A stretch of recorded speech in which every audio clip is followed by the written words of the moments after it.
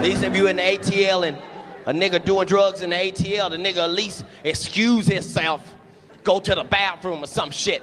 Niggas in Hollywood just do the drugs right in front of you and act like ain't shit happened. You in the middle of a goddamn meeting. Yeah, so what we're gonna do is we're gonna do the movie with you, and then we're gonna go back.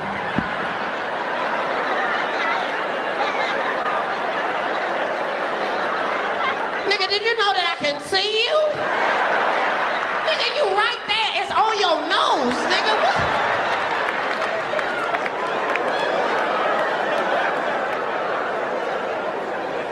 Motherfuckers be gay in Hollywood, you never fucking expected. They be having these big ass mansion parties, and the mansion party, the whole mansion is a party, and then it's a separate party in the little rooms. I ain't been famous that goddamn long. I'm excited than a motherfucker to be at the mansion party. You be looking in all the goddamn rooms, and you fuck around and look in the wrong room and shit.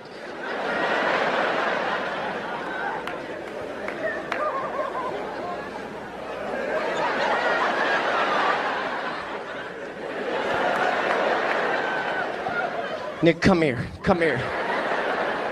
Is that two niggas kissing? Is one of them niggas Professor Ovi? He came out the closet, he came out the closet. Oh my God, a rubber, rubber.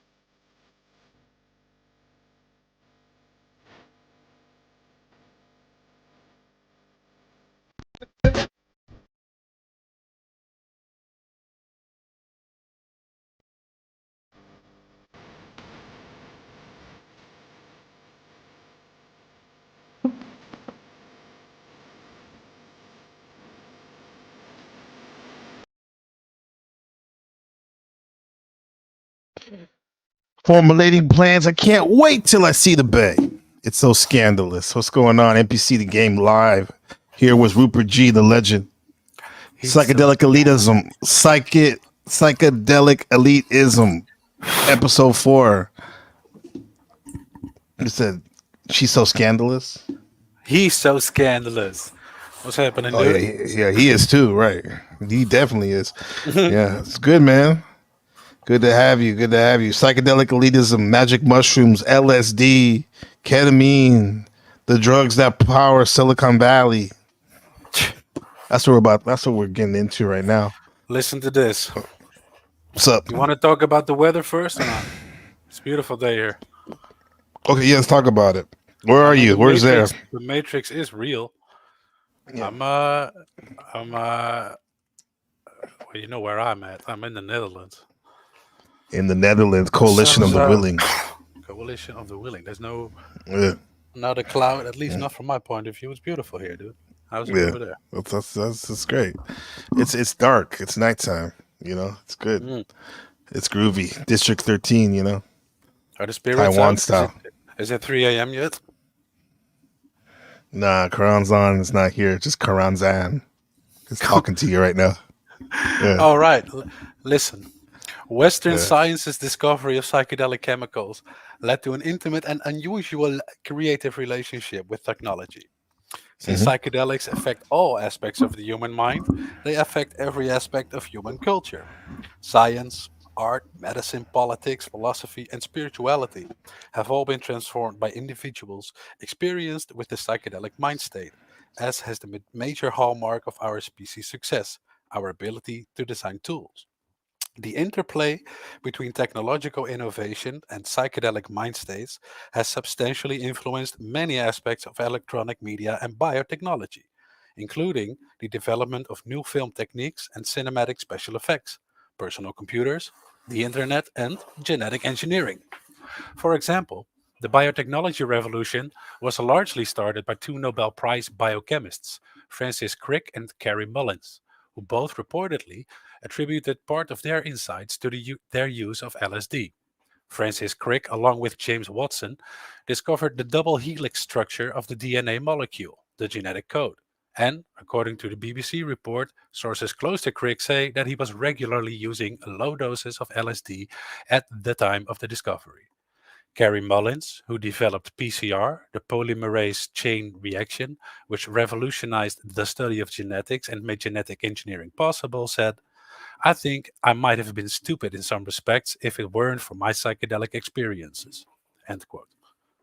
So, Gabe, people discovering some big things, attributing that to the use of psychedelics.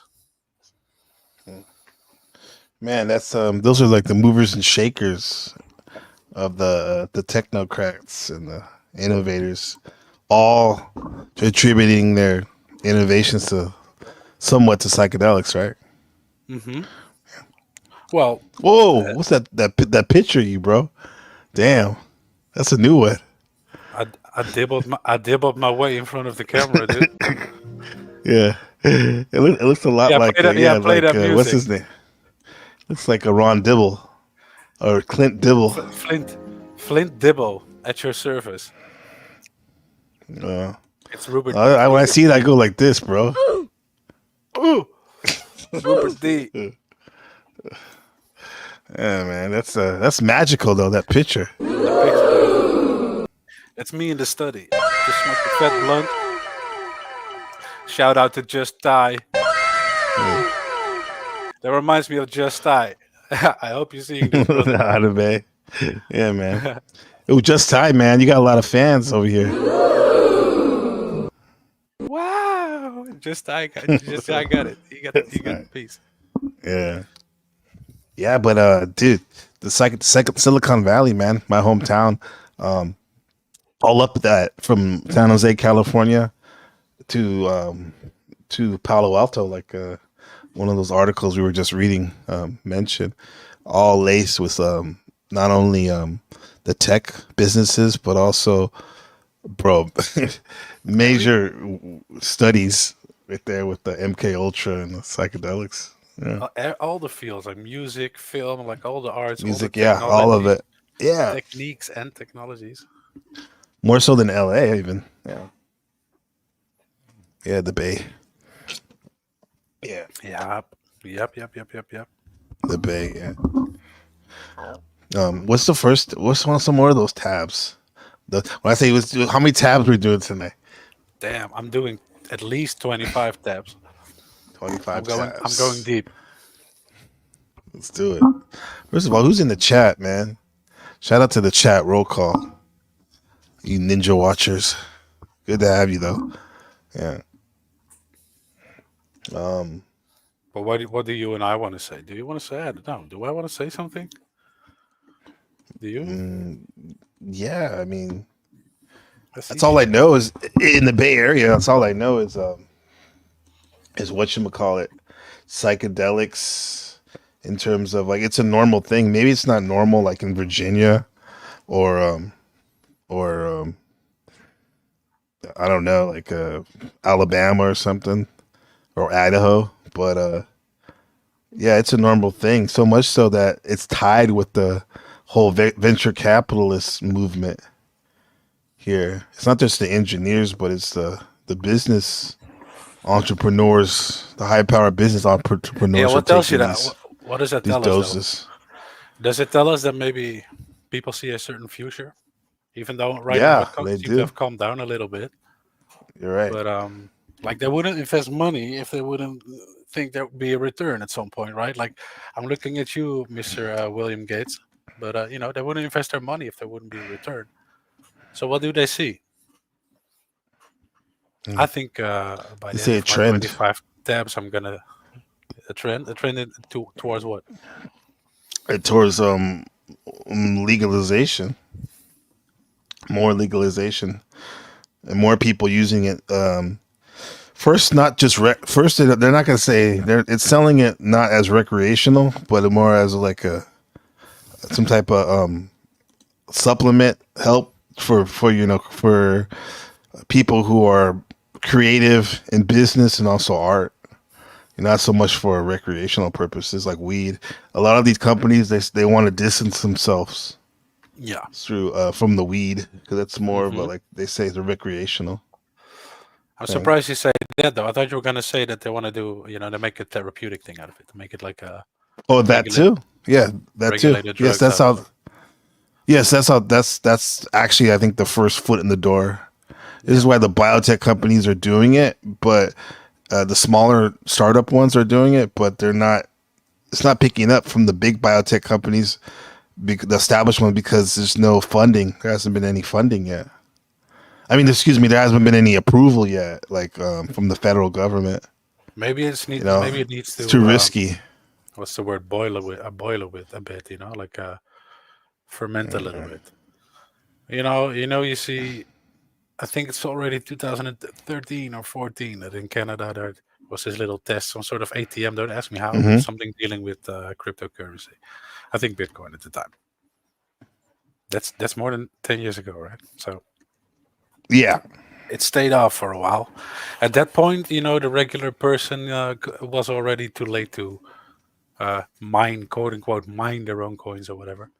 You know, too late in the sense that, you know, you're such a small fish after people have right. been doing it for a while. But anyway, that took a long while before it is got into the mainstream as it is now. You know, it took a long time of people making people It did. believe that, you know, they needed to drain the swamp and then doing it by using crypto. Yeah, and then the boom was about 3 years ago. It was the big hype train on the Yeah. using psychedelics as a professional. Like Well, this is a good little story right here. Hey, about the Bitcoin, one second, about Bitcoin, you know that we're at the apex point when they start going, okay, all those guys that created it, you know, get rid of them, boom, boom, boom, they all die. Mhm. Then you know it's a done deal. Anyway, onto the psychedelic. Clean the slate. Yeah. It takes a while Yeah. before the technologies, you know, because people start to, you know, develop these things. The free market, the free whatever, you know, people develop. Right. Actually, at some point, it come swooping with your money, and you know. So, go ahead. Yeah. This is psychedelics in Silicon Valley. Founders looking for a creative itch. This is CNBC news, local news in the Bay Area. Welcome My back. local Psychedelics station. have been one of the buzziest topics in tech, from the entrepreneurs that openly take them at work, microdosing, to the startups trying to get them approval for medical reasons. Our Kate Rooney is here with this multi-layered story. A lot going on here, Dee. But if you think about the psychedelics, you hear that word, you might think Woodstock, you might think about the 60s, but these drugs are entering the medical mainstream as companies chase FDA approval, and entrepreneurs use them to gain an edge. Psilocybin, She's that's the never seen a active ingredient psychedelics. in psychedelic drugs like Yeah, I think mushrooms, so. is being That girl? She never seen one. to gain an edge. Psilocybin, that's the What's a active ingredient marijuana? in psychedelic That's a marijuana. Barely that even. drugs like mushrooms is being That looks like mushrooms from the. Oh yeah, they're Serioso. purple. I was gonna say, yeah. Oh, his are better, but those are pretty cool though. He's the for king, though, treatment isn't he? of Damn. mental illness. Yeah. Yes, he is. Researchers at Harvard and Mass General are among those studying the compounds. And despite a stigma around some of these drugs, they say there's proven upside. For those that it does help, it seems to have a tremendous impact. Because these are folks who've tried other medications that just haven't worked for them. And so, and this provides them the first relief that they've known in a long time. This space is attracting that was traditional insightful. biotech Jesus investors. Christ. A flood of venture capital money poured in. Who's that? What a bunch The of money? horse shit. Yeah, she might have well not shown up. Well- Like the little lady here in the studio couldn't have said those words. Mm-hmm. Yeah. Yeah, Global sorry. VC deal value and so Ah, look. Yeah. it went Look, down. This is when they thought that the new world was a fact, and I think this period where you see it suddenly shoot up, we all know what happened in that period, and there was sort of a reorganizing of things, right? But it wasn't Right. it. Clearly, it turned out by the third quarter of 2021, or the fourth, I should say, that wasn't it. Might have Yeah, something the to do third with quarter. little Joey. I don't know. That's when he came into power. Allegedly, Is it? 2021. I don't know. Yeah, it went down quite a bit. Look at that. Nah, that's remarkably low suddenly, huh? But Yeah, what is now it? it's What is really it low actually- right now. But look, what is it actually saying? Let's be adults here. On the bottom, we have the quarters of 4 years, 2020, 2022, and then it says to the left, $0, $175 million, $350 million. Global VC deal value. What does that mean? How much money they're willing to put in these companies, the virtual capitalists? I feel like I'm being triggered by the sudden difference from quarter 3 to 4 in 21. And it feels like I should pay more attention. Yeah. Right, just because you're paranoid, But continue, because, that's not really the point, I think. Right? You're not... Is 350 million even that much though? If you combine all of them together, No, All I of don't the- think it is. Not really. I mean, Yeah. I think... Jesus Christ. I think whatever, man. 350 million. You can make one good concert for that. You know what I mean? Yeah, that's right. Medium That's sized. right. Yeah. Back in 2020. It's really fallen off, though, in recent quarters. The publicly traded names, though, are benefiting from a recent recovery in biotech. They tend These companies. Yeah. Okay. Biotech companies. Yeah. Psychedelic ETF. ETF, yeah. So that's just a big collection, right, of multiple stocks. Okay. Shout out to this chatter. True Oh, Keys. shit. So what about that person? No. I don't know. What about there's new what year is that? 220,022 coins. That's epic, dude. That's away. What is That's that? a while away. I don't know. It I, is.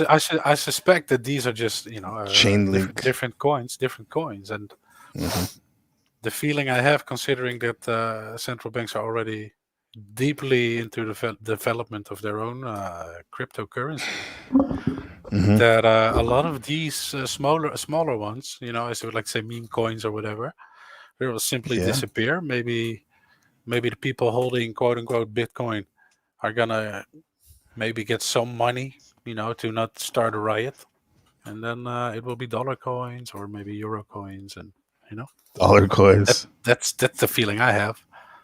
Okay. Right. Okay. Oh, So this- there we have it. They said this True Keys says a Fed is using this. I'm not looking that up. I honestly am unfamiliar with it. I'm not as much on it as I might sound. Oh, you look like you're on it. Oh, and Like NIT for your men, picture. nail polish for men. Oh yeah, he's on it. Sorry, I He's forgot on what it. I looked like for a second, dude. You look like Shaft. Yeah, What's that? Flame Dibble. Passing y'all with a dribble. 3-pointer. Read my scribble. dude, you're a mouth breather today. That's because of the picture, bro. Yeah. I am a mouth breather, dude. I am a neck beard and a mouth I breather. think we all do that. Neck beard. Oh man, it's not even trimmed. Dude, It's I not even trim it when trimmed. when it's long enough that I can reach it. Yeah. Oh. Dun, dun, dun. Okay, so back to these stocks. Tend to be pretty much a binary bet on drug approval, but one founder telling me that they lag the broader sector because they might still be too controversial for big pharma. So if you look at what dominates biotech investing at the moment, it's like looking for anger those mayor. companies who are very soon, hopefully, be taken out by pharma. So the fact that pharma is very hesitant. What? Yeah, They'll be bullshit. taken out by pharma. Sorry, I'll What'd he shut say? up. Press J. No, please. Dude, his part's only like 10 seconds. Wait. Hold up. What did he say? Look at his face. See Yes, who's look at him. invested? You see who's invested here? Yeah, he's invested into this. He has some company or something like that. So this is his company. It's probably something to do with psychedelics, maybe. Yeah. It does. It's like his face He doesn't was move. on the list. Very soon, Oh, hopefully. it was on the list? Yeah, it was the top one on the list, Atay. Ah, I see. He has a lot to. He's heavy in the game then. And he's be stoned out of his taken mind. out by pharma. So the fact that pharma is very hesitant to move into pharma. Is it? So the fact that pharma is very investing at the moment, it's like looking for those companies who are very soon, hopefully, be taken out by pharma. So Looking for those companies who will be taken out by pharma. I mean the psychedelic companies? These new ones? To be honest, I suggest you just press J once or twice, like 20 seconds, 30, half a minute back or something, because of me talking through it, I kind of lost it. who are very dominates biotech investing at the moment, it's like looking for so if you look Still be too controversial Thank you. for big pharma. So if you look at what dominates biotech investing at the moment, it's like looking for those companies who are very soon, hopefully, be taken out by pharma. So the fact that pharma is very hesitant to move into psychedelics takes that fantasy, so to say, or that catalyst, that near-term catalyst away. Christian Engemeyer, who you just heard from there, says that some investors have been skeptical about some of the hype around these stocks. He compared it to what we see with AI or blockchain. And while the success of these companies very much relies on FDA approval, some entrepreneurs are not waiting. Luxury retreats like Myco Meditations in Jamaica is where they're going. They can run you anywhere. Myco meditation. I meant to look that one up. Dude, I'm honestly not sure if that's what he said, though. But we can just continue. Nah, I wanted to hear what he said because he's in it. I think what he said is that it's more attractive to biotech companies than to pharmaceutical companies. It seems to me that he made a distinction there to Right. hop onto this train. Yeah. People to buy the companies. Those would be venture capitalists, right? I know that there's already quite some like GlaxoSmithKline or something. What is that? Right in England, I think that's a big one. Pharmaceuticals. That's like Johnson & Johnson, I think, and I think they hopped on a big marijuana psychedelic train. Anyway, continue, man. From $7,000 to $20,000 for a week. They go there sometimes you anywhere from Psycho Meditation I would like. as an FDA approval. I want to see this. Look us up real quick when we get the name, just to see how they market this retreat. Get the name real quick. Let's hit it. Some entrepreneurs are not waiting. Luxury retreats like Myco Meditations in Jamaica. Myco meditations, they said. Yeah, in Jamaica, I'm on it. Myco, of course, with Like micro. the Y, the epsilon. Yeah, psilocybin assisted retreats, therapeutic psilocybin retreats, legal psychedelic retreats with psilocybin mushrooms in Jamaica's serene, natural environments. Oh, Can you put look in the at this. back chat, please? Hey, this is yes. Thanks. I can put One it up. second, let me navigate this shit. Da, da, da. Here we go. Look, you know You know, you're part of the liberation movement when you're featured in Forbes, Afar, Fortune, The Sunday Times, CNBC, Business Insider, Rob Report, Thrillist, The Washington Post, Vice, Reuters, Benzinga. You know you're part of the counterculture. Hey, you know you're part of the counterculture for real. Yeah. You fucking off dopies. Broadway. Oh my god. He said, bah, what? Okay. Legal psychedelic retreats. That's very important. You don't want spiritual psychedelic retreats. You want legal psychedelic retreats. You know, play it safe. Now it makes you. They're such a baller that they don't even have the price on here. That's another giveaway, right? Yeah. Ooh, it's probably gonna be pricey. Well, they just said it. Really pricey. That's not. I think Booker actually referred to that recently. I mean, who's got, like, honestly, what quote unquote normal person has $5,000 spare to just go and take some mushrooms? Well, you can grow. Probably some newbie that has some money to spend. You know, trust fund, baby. You know what, baby? Yeah. I mean, because think about it, like some of these Silicon Valley engineers and stuff, they got money to spend. Like they would probably spend that much on a vacation overseas or something. So yes, okay, that is that's a reasonable it's not point. the average person. Yeah. Wait, you're right. You could save up that. Yeah, okay. Yeah. Could you? It is a lot of money though. How many? Yeah, it's gonna take a while, right? What is all this? A gateway. This is their our locations. They got multiple locations. Okay. Yeah, those are all. I assume those are all places in Jamaica. Here's what it looks like. Yeah, it looks like great, an ayahuasca place, nice and cleaner. Yeah, if you go to click on one of those, it's going to show you a video. It's a nice free advertisement we're doing for them, dude. That's Fuck fine. these people. So day Fuck one, these here you go. No, I ain't rocking like that, dude. That's not why no. What is it? Okay. No, I'm just saying what they do, bro. I'm not. Yeah, I mean we're showing them. So what? I mean, go to Jamaica. Yeah. Look at this is 8-day retreat. Day 1, arrive. Day 2, first dose. Oh shit. Wait, hold up. Yeah, this personal is stories. I want to get That's paid. what I mean. Maybe they'll give you a free day. Day 2. Day. They say come over to Jamaica, cocksucker. Okay, we spent the morning learning about you and the other guests' personal stories, challenges, and intentions for the week. This is followed by dose preparation. Okay, thanks. I was in the middle of that. Sorry about that. Producer. Look at him. Dose. You're playing with Legos? No. This is followed by dose preparation and cycle. Dose, yeah. This dude. Go back to day 2, dude. It is on day 2. It's lagging. Really? It's that slow? Damn. I'm on day 2. I know that's not your fault, but where we share our guidance for the week's journeys with you before the group has their first mushroom session in the early afternoon. Okay. Day 3. Imagine that's the first time, though. I don't know how heavy it will be. But integration makes it safe. I think so. It sounds like it. Group integration of yesterday's experience starts the day, followed by lunch. The afternoon can be spent relaxing and reflecting on the retreat grounds and beach or having a massage. Complete the day with an evening meal, thinking and conversing about tomorrow's session. I like that. You probably have 3 doses. Flint Dibble approves. Second dose. We begin the day by checking in to see if new insights or emotions have arisen. Yes, I've turned into the anger mayor.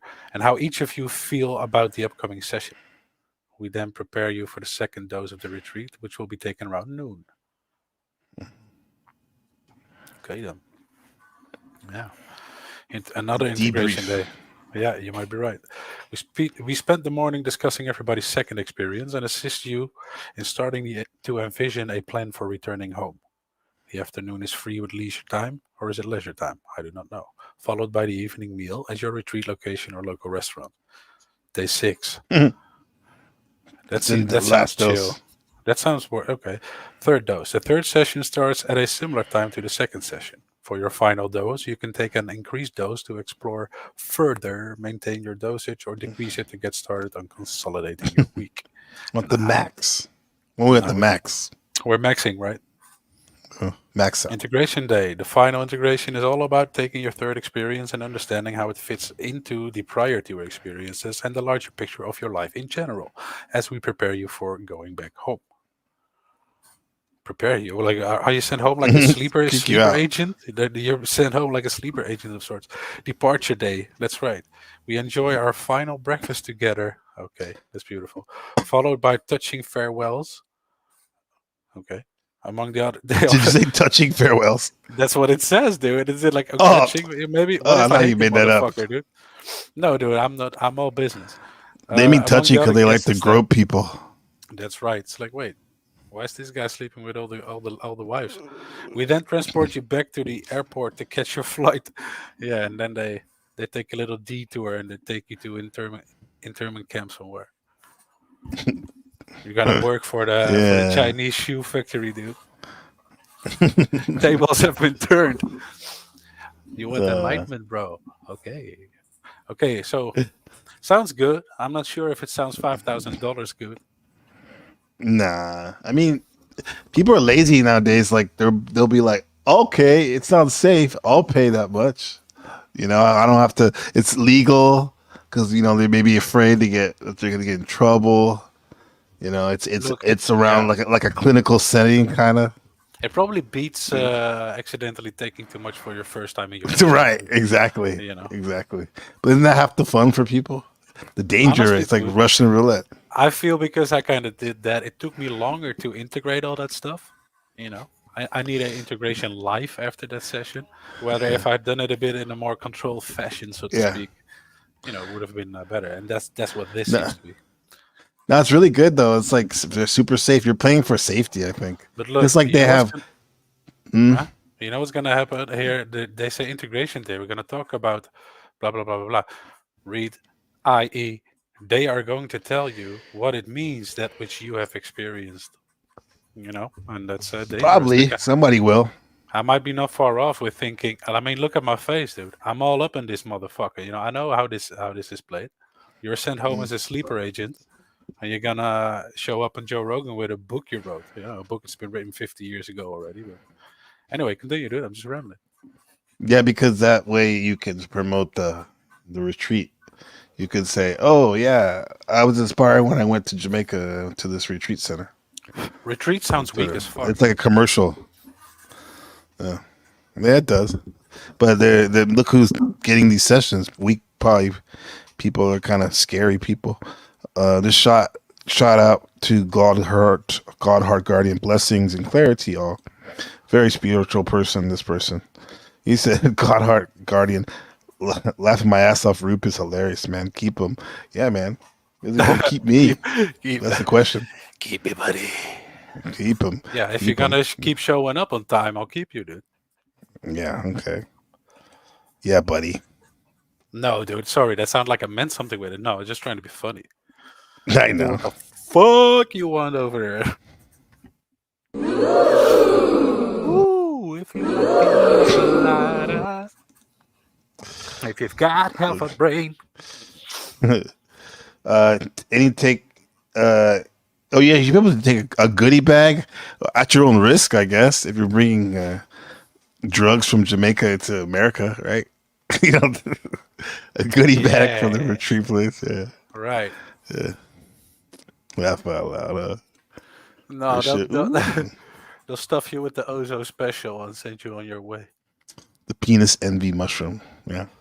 Look, ain't that a trick though? Having people, I found that tripping, like Black Magic style, having penis adore, having people adore the albino. Penis. Yeah, I don't like that. I just call it PE or whatever. It's bullshit. Let it be deflated and cut up. I know a dude that won't even eat he won't even eat a banana the normal way because he doesn't want to look gay. It feels cocky. Oh no, you know what though? I like looking at guys while I eat the banana the gay way. So come and tell me. You like it? I can eat this thing whole, dude. You think I'm scared of you? Do you like to watch guys eat a banana? I like to watch him dead in the eye while I devour a banana. One fell swoop. That's just the alpha way. That's the alpha way. The alpha way. Alpha. Hell no. It's my Hey, Big banana. Bob. Yeah. Let's go. Silicon Valley. Is where they're going. They can run you anywhere from $7,000 to $20,000 for a week. They go there sometimes to treat depression or use psilocybin to find deeper meaning. Deeper meaning. Beyond the pure Look at this guy. Those things Clocking are to go. definitely linked. JT. Yeah. Look, this guy is a shapeshifter, all right? Yeah, he looks like the guy from the default character on The Sims. The bald guy with the beard. Damn, he looks like a well-kept Flint Dibble. Will Cliff. Who? He looks like a well-kept who, and then he jumps out the stream. This guy's classic. For letting the record skip. He looks like a well-kept Flint Dibble. That's what I said. I see. Approach. Those people that need to perhaps step back a bit from life and take a broad view, be it the business that they run or be it their life in general, these big therapeutic doses of psilocybin can certainly help create that perspective, lead to more creative flow of ideas. Doctor, I'm curious of what the biggest dose is. What do you think, Rube? 5 grams? I don't know. Nah. I think they top that. I mean, that's when when you get to the session where you get to wear the black robes, I think you're going further than 5 grams. 10. I know I went We did further a than 5 grams. I don't know what they're doing, though. We what did the it. man was We did a show in the summertime with Mystery Ozo about this dude takes 100 grams of mushrooms.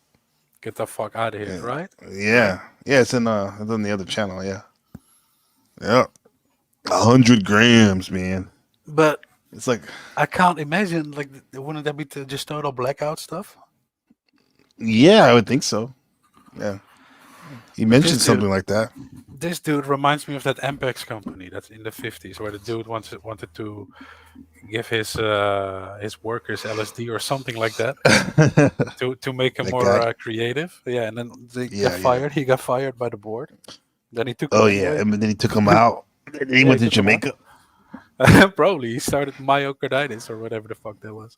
Myocarditis, that's the heart problem. Jeez.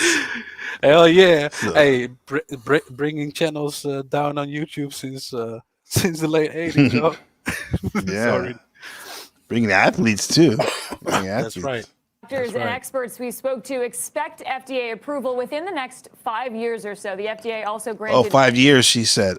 And this was a year ago, so we got 4 years at least. Her eye seems glazy. According to the Seems trend. glazy. I know, I was looking at him. It's probably all that damn looking at the screen all the time. And then Yeah. she probably takes some neurotropics, too. Oh. breakthrough therapy status to psilocybin and MDMA that acknowledges the drug's potential and can streamline the approval MDMA. process. That's a fascinating report. Kate, talk to me a little bit more about this record. I like what they call it, vocal fry of these two. Very Bay Area. Vocal fry? You ever heard of vocal fry? The way It's they that way speak. of the way they speak. That's Articulation? like Kim Kardashian. Oh, please. Recreational side. You hear about VC's founders, especially here in the Bay Area, taking it at work and just, daily. Is that microdosing? I think you'd call that microdosing. I guess it depends on how much they're taking, but it seems to have become very much socially acceptable here. And Right. one of the things that Myco Meditations was talking about, the CEO there, was saying that it's word of mouth. People are comfortable talking about this now at dinner parties, at cocktail parties, and they talk about the benefits if they've had Thank you, Joe. used this to treat depression or had Yeah, some sort of right. episode and have actually found benefits from this. He said it's very different from just taking normal drugs and normal prescribed drugs to say, I actually did this, and by the way, you can go to this retreat or you can go to someone in the US it's very much done here in the U.S., even with therapist stuff. It's sort of underground. Right, but we live in California, Yeah. and we communicate a lot with VC investors, et cetera. So Yeah. it almost feels normal to us to Yeah. hear about this and talk about sort of the benefits. But in other parts of the country, I cannot imagine. I'm sure some people's eyes are popping at this, and it does start to feel very normal, although it has been happening, for decades. You think of Steve Jobs, really one of the forefathers of tech out here. He was very open about his use of psychedelics and really attributed that and some of his creativity to those drugs. But a lot of folks will write that off as, okay, tech guy, entrepreneur who's doing this. But again, is there sort of an analogy you can draw to cannabis use, right? Yeah. No. A decade ago, it was less acceptable. And stuff. Hey, Musk openly uses among his peers. Ketamine and stuff. And acid, like he was texting weird things allegedly when he was on acid a few years back. Yep. Yeah, But when he not had only that singer at his house. Business Insider wrote about that. Uses ketamine could put Business security Insider. clearance at risk. Yeah. NASA and the Air Force previously investigated Musk for smoking pot, it says. But it's mainly going on about what was that? Ketamine and stuff. Yeah. Here, use it here. A recent report in the Wall Street Journal. He's a fucking weirdo. He's a weirdo. A recent report in the Wall Street Journal that Elon Musk uses ketamine at parties could prompt an investigation into his security clearance. Two attorneys who specialize in national security law told Insider. Blah, blah, blah, blah, blah. History of running afoul in the rigid standards. Or drug use. Yeah. Smoke pot on the Joe Rogan podcast. Blah, blah, blah. Here, Musk quote microdoses ketamine for depression, and he also takes full doses of ketamine at parties, citing people who witness Musk taking the drug as well as people who with direct knowledge of his use. So, it gives you a sense of the culture, I suppose, right? Like, that hacking your body stuff, right? Well, it's just a machine. Yeah, well, is he like, do you think he's like, when you say he's taking it at parties, do you think he's like what Captain Williams mentioned in the beginning? When he says, like, in Hollywood, like, they don't even give a fuck to hide. The Hollywood exists. Just do the drugs right in front of you. Because you could take it in the, you could snort it, and you can also put it in your drugs. That's what people in your drink. That's what people do out here, right? And of course, you can shoot it too. So I would think he'd probably be putting in his drink or something or snorting it up. Well, at least he's not being discreet about it. That's the point. Like that's what I want to say. That shows you, it can't be that everybody is so, so is it reverent is the word, like that they're all like reverence, turning a blind eye to it because it's the great Elon Musk. I don't think that's it. I think it's all this culture that's the that great we're discussing. Elon Musk.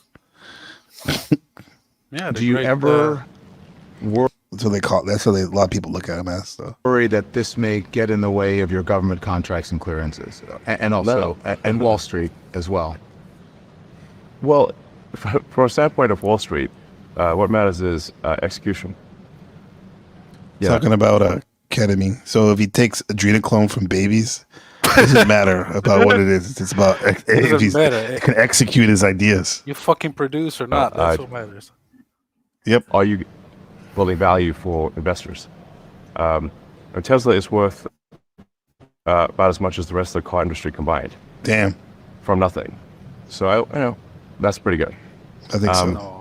As I mentioned, we had the best-selling car on Earth last year. Hype beast. So for investors standpoint, if there is something I'm taking, I should keep taking it. Hype beast. You think that? Let's talk about Tesla. Is that car so hot? Get out of here, he said. Go fuck yourself. I can do what I want. Yeah, it's about execution. You say these bombs are what, for little children's heads? Well, do you produce? I do. You're welcome. Do you produce? You're welcome. Now you're seeing state after state. It's really interesting that some of the investors in this space really want to draw the line and say we're actually not cannabis. We're very different. This is supposed to be used for medical treatment and not for recreation. And they really warn against using it recreationally and treating it too lightly and saying it actually can be quite dangerous if you go and you macrodose or you take too much. And they try to draw the line, but I haven't heard anyone say that yet. I wondered about that. Yes, Thank you, whoever you are. But I wondered about that with the retreat we were just watching. Yeah. You might go there. I Uh-huh. don't know how well they prepare you. You know, I mean, they talk about Yeah, it. yeah. You might not be like you might not even be aware of what's inside you. You know, Oh, nastiness. yeah. They can't know. So if No. you take too much, you might have some nasty experience. You know. Oh, yeah, like bad. Yeah. Definitely, Which because is people they're ultimately wound good. up, We all agree it's right? ultimately good, but still, They'll be freaked out. might get out scarred. But they're in the for a best bit. place for that to happen, I guess. Even though it's a new place. Yeah. They'll probably just hug them or something. Yeah, touchy farewell. Group hug. Yeah. Yeah. And you would think though, like the ayahuasca where they tell the people like weeks before to make your diet bland, you know, and then You and know what? also Maybe to they do. Maybe it's they'll also send some you a of the little. stuff they tell them in their head. Yeah. Maybe they'll send Well, you how a to little micro meditation brochure. They should. Yeah. I mean, if you thought about it like that, I'm sure they probably thought about it too. You know, they ain't mess. They're better. They better give you something for 5,000. Stretch it out. Jeez. You're right. You're right. You're right. Where there Okay, is let's. a big analogy and some What? No, it's just lag. I was about to say continue the video. quite strong parallels is with the regulatory environment. It's sort of a state-by-state approach. You're seeing some of these drugs being approved in Oregon and Colorado. More likely that you see the state level approve it, similar to what we saw with cannabis. One of the charts you just showed us in that piece, it was venture capital funding, right? Yep. Looked like it dropped off a cliff. Pretty You much. did. These are the people using it, talking about all of its positive effects, looking for approval, etc. Why has that fallen so much? Seems like the hype cycle. They said a couple years ago, you saw, similar to what we saw with AI and blockchain, companies really just slapping psychedelics on their name because they wanted to get in on that. That has really dried up. Some of those companies went public, and then valuations have dried up. This is a quite speculative area of biotech. You've seen it in public markets. Risk is drying up, and you're seeing that in venture capital. It's been a lot harder to raise money and a lot harder to raise money for projects that aren't profitable either. As we've talked about this in a lot of different areas. Okay. Look, there was also promises of legalization, you know, and actually that would lead to legalization of more. And I think a lot of these companies kind of bet on that as well, you know, Right. essentially. Not only the medicinal stuff, but also recreationally. Like if that's illegal, then it becomes way easier to do the rest, I suppose. It does. It does. It opens it up, the floodgates. Yeah. And that turned out to be different. I mean, promises on the trail, of course, and then blah, blah, blah. Yeah. Shout out to Mistrioso. Ha ha ha. It was a comment. Yeah. And your shrooms are looking good. Yeah, well. Let's see. Comment from the all-seeing guy. The all-seeing guy. Excuse me. If I fucking hate ketamine. Love acid and shrooms though. Okay. Why do you hate ketamine for? You have a bad experience? Do you have a bad experience, sir? Well, if you like acid and shrooms, I think it's because it kind of, in a way, does the opposite, you know? Some people like it for that sort of craziness, but I don't have extensive experience. I was at a concert in Palm Springs, and I was Coachella, and I saw Flying Lotus, the DJ. He makes a lot of the Adult Swim, or used to make a lot of those interludes and stuff, the beats. Okay. And I've met some friends from New York, and they're like, "Hey, try this powder." Right? We thought it was something else, allegedly. Cocaine, allegedly. Yeah. And then it wasn't until it wasn't, and it turned out to be ketamine, allegedly. And so went to the concert watching that. I was cool.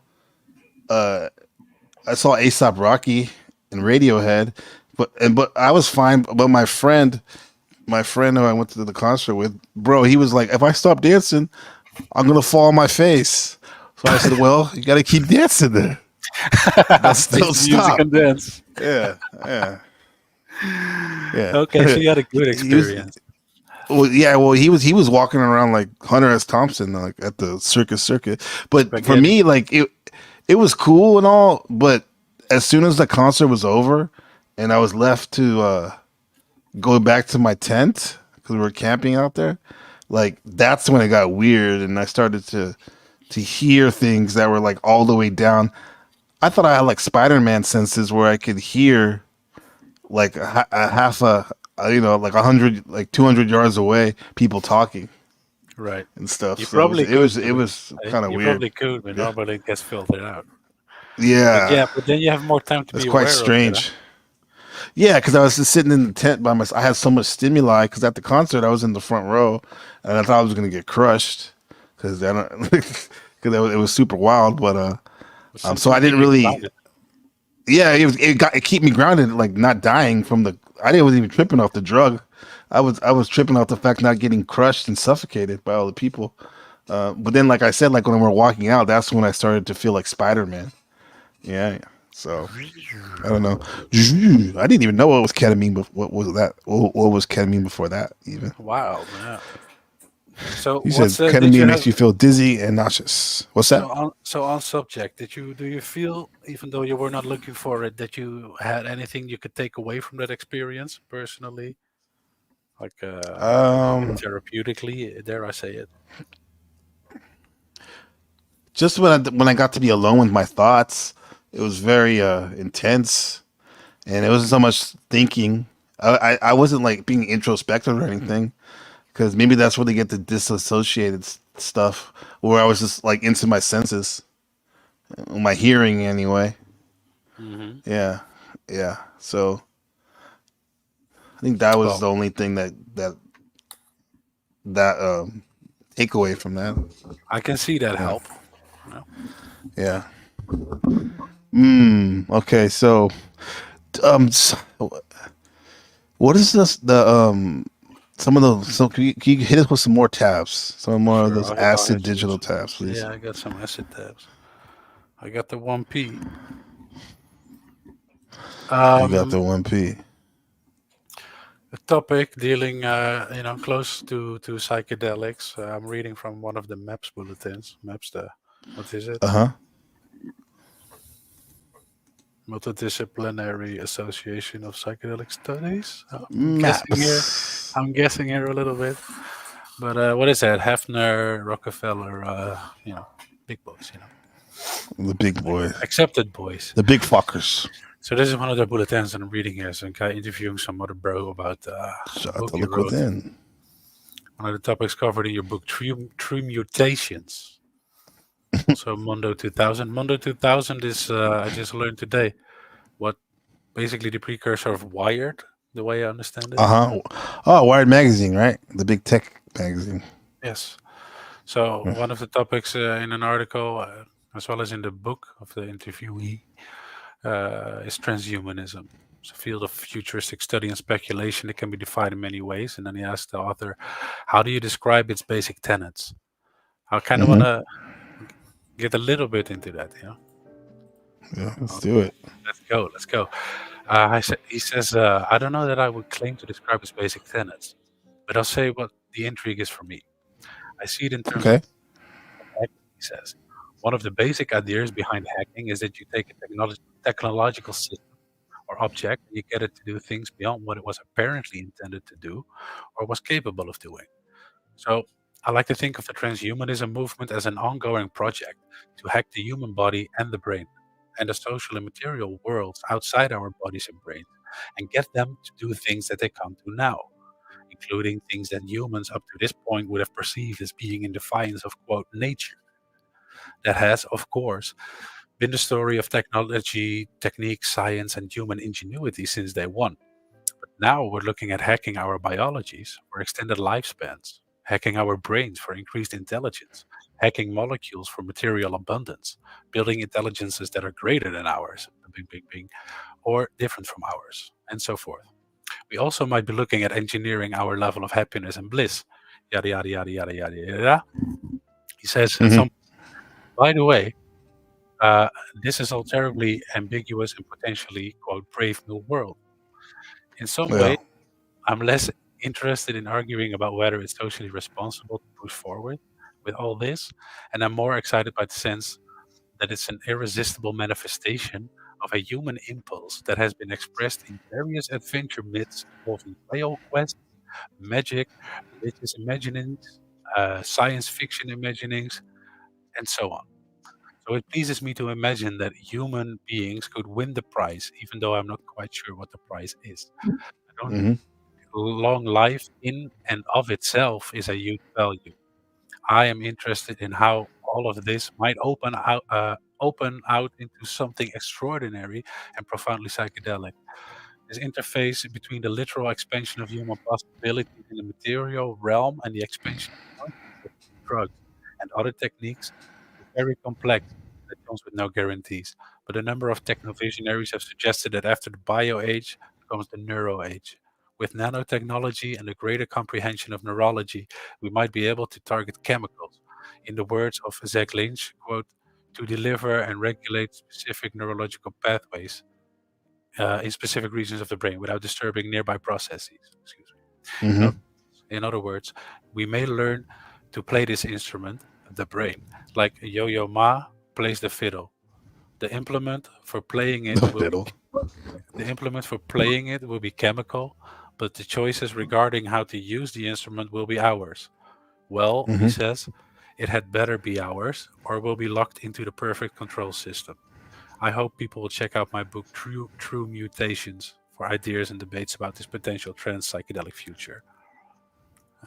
This Okay, is that last sentence was great. Or he said you'll be locked into what? Ken Goffman. He says, or will be locked into the perfect control system. Because again, he's talking about being able to play the brain like an instrument. So, Yeah. as long as we get to be the players, Right. Right. I mean, what he said about Yo-Yo Ma playing the fiddle, that's like saying Slash playing the piano. I don't understand that reference. I think Yo-Yo Ma plays the cello. I'm being nitpicky. That's what Okay, I he's don't know doing. anything. Yeah, he's pretty good.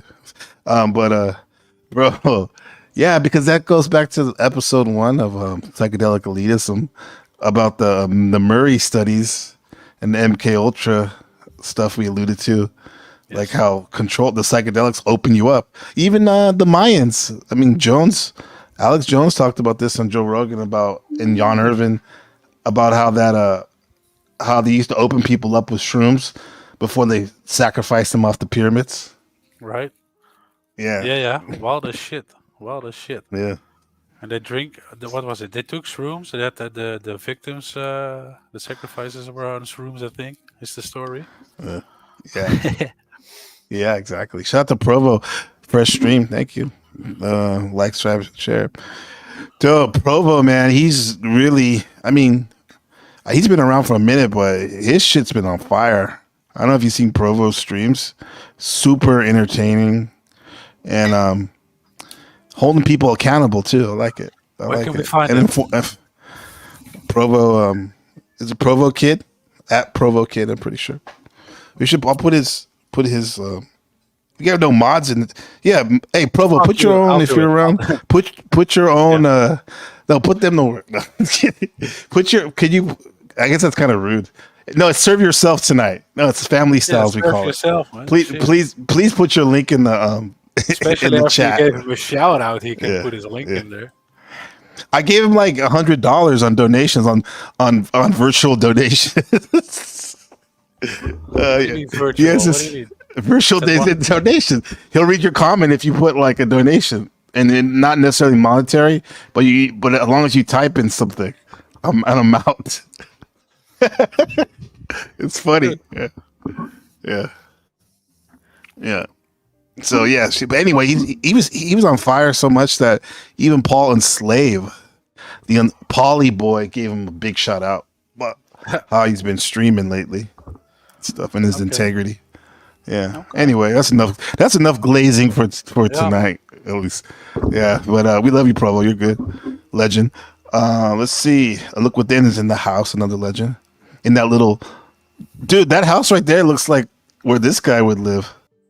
Fuck yes, you're so right.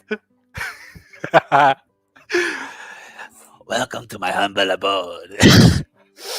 Yeah. Welcome to my hubble. All kinds of brews. That's where I live now. right there. Yeah, you're so In right. Taiwan, District 19. Yeah. That's where the Want last some see oolong tea? That's where the last see Jesus. That's where Jesus went when he was in his 20s. He walked Yeah. from Jerusalem all the way over to Taiwan and swam across the Taiwan Strait. He's gangster. And and he actually met a Taiwanese Dutch girl that he had a family out here, you know? No shit. Jesus got stabbed now? And gay. Yeah. Okay. Yeah. Hey, so let's go. Let's get it. So You're gonna that burn tab in was hell good. for that. Any more tab? I need more tabs of acid. Yeah, I'm giving Digital you more acid. tab. Dude, you're coming down already? Damn, your metabolism is on fire. So Let's high, see, man. what do we got here? Well, Dennis and Terrence McKenna are basically playmates for the Hefter Research Institute. But whatever, we knew that. Bullshit about Terrence trade. McKenna, an agent. Was he really an agent? I don't know. Useful idiot, In the- agent. Chat it. Let us know if you think Terrence McKenna was a Yes. useful agent. What they call it? A useless. Was he a useful useful agent? agent or a Well, you don't know it. That's when you don't know, right? Necessarily. If you don't know, yeah. So Yeah. everything. Everybody is, right? Goes smooth, You might not realize that it's going smooth, Yeah. Everyone that's not standing in truth is a useful agent. Fuck yes. Every Asian is a useful Asian. Yeah. I guess. Yeah. You gotta say the correct thing. You ain't ready for that. I don't think you're ready. The comment from Mysterioso. You ain't ready for the information. I don't think you're ready for it. I don't think you're ready for it, bro. I'm not saying you put him on a pedestal, but I know I did for sure. And I heard that information, allegedly that that he probably didn't even do mushrooms that much the last couple years. But even so, he's still a legend to me. He still doesn't take away from all his great lectures that I heard from him. Do you have to? But it does put things in perspective. Go ahead. Yeah, you don't have to regularly use. Right. Right. It's only obvious that he didn't, but people are quick to jump to conclusions and think like, "Oh yeah, he must be on mushrooms as he's giving this eloquent speech right now." Look what the all-seeing guy is saying. It's exact. I think it's something like that. That he was allowed to operate in a certain sense. Right. I mean, he continued on the work of Gordon Wasson and some people like that. Right, who are big time PT Barman publishers and stuff. All-seeing guy, I like that name. The all-seeing guy with the comment. I think TM was studied by agency, but not as an agent. Yeah, for sure. Probably everyone has anything interesting to say is being studied by the agencies, right? Look, if it's even some of you boring people are. If at some point your podcast becomes too big, and somebody might come talk to you like, "Hey, dude, maybe some caution in your words. You have things like you don't realize it. Be aware of what you're saying. Something like that. Okay, you go. Okay, I see what you mean. Okay, does that make you an agent? I don't think it does necessarily. Nah. Maybe if you're just doing your best. If you're clever enough, you might be you might be willingly cooperating, Mm-hmm. and making a buck out of it. Still not actively being evil. I think, unless you go deep into it and you know what somebody potentially could be using you for. Right. Yeah, they would be using you for their nefarious plans. Like that snake right there. I love snakes, though. You're the snake. Shout out. Shout out to Mysterioso, the comment. Not everyone has brass balls like me. Terrence pushed out at 5 dried. I went up to 30. Yeah, you did. That was a legendary trip report. I'm sure the trip was even more legendary. Terrence McKenna also talked about doing smoking DMT at the height of an extremely intense acid trip. No. Too. Yeah.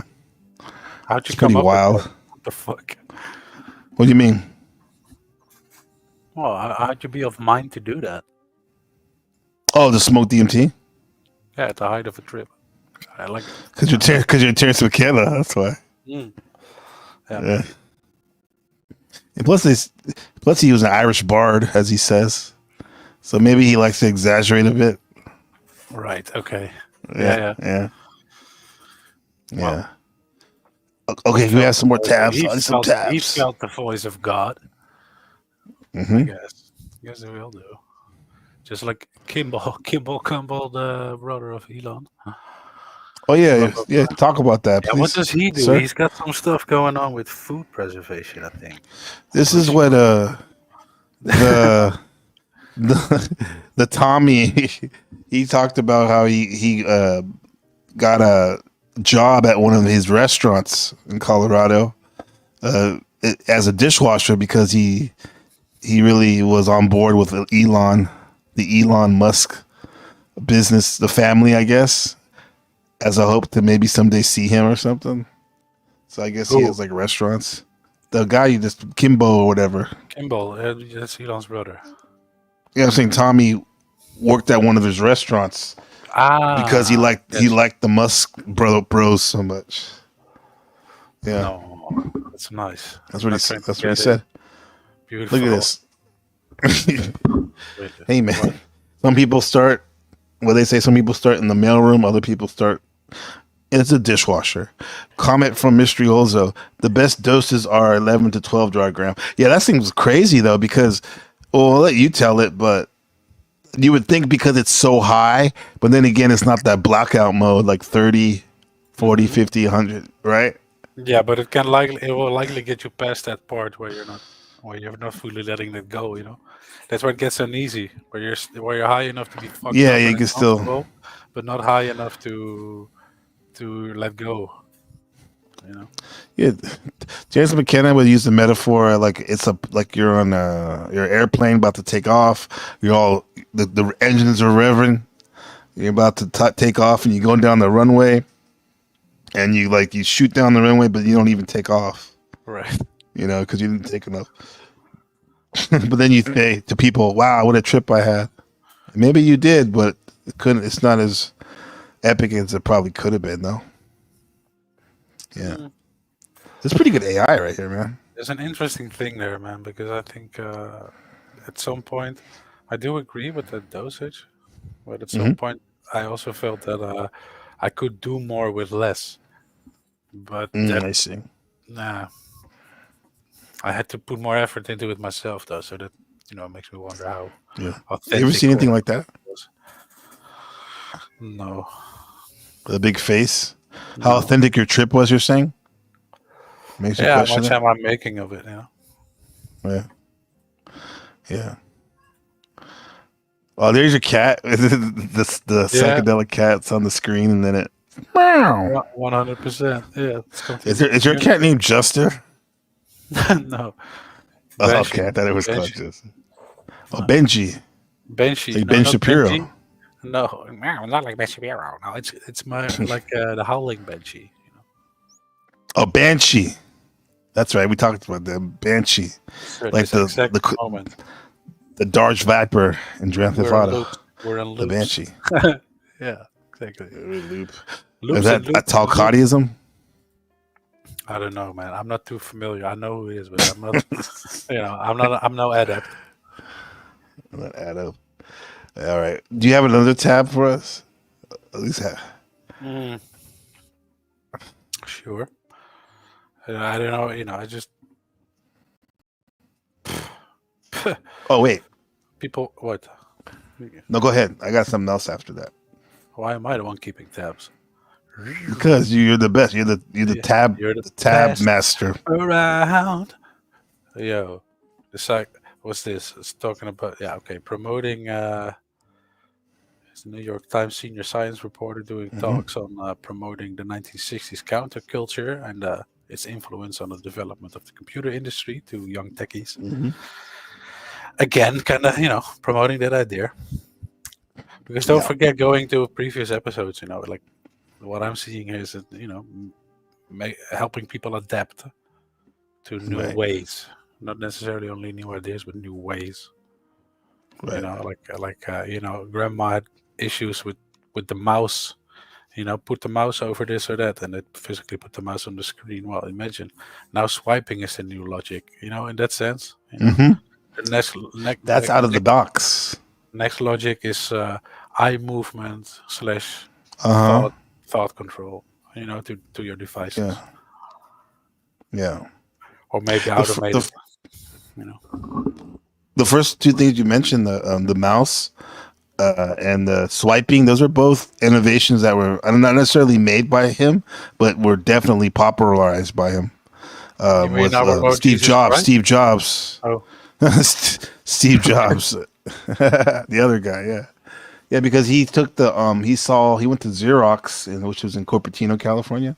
And he went to, when he was in his early 20s, he went to go look at some shit. And he saw that optical something device. It had a long name, and he saw it. And he was like, "Holy shit! I could use this with the computers me and Wozniak are building."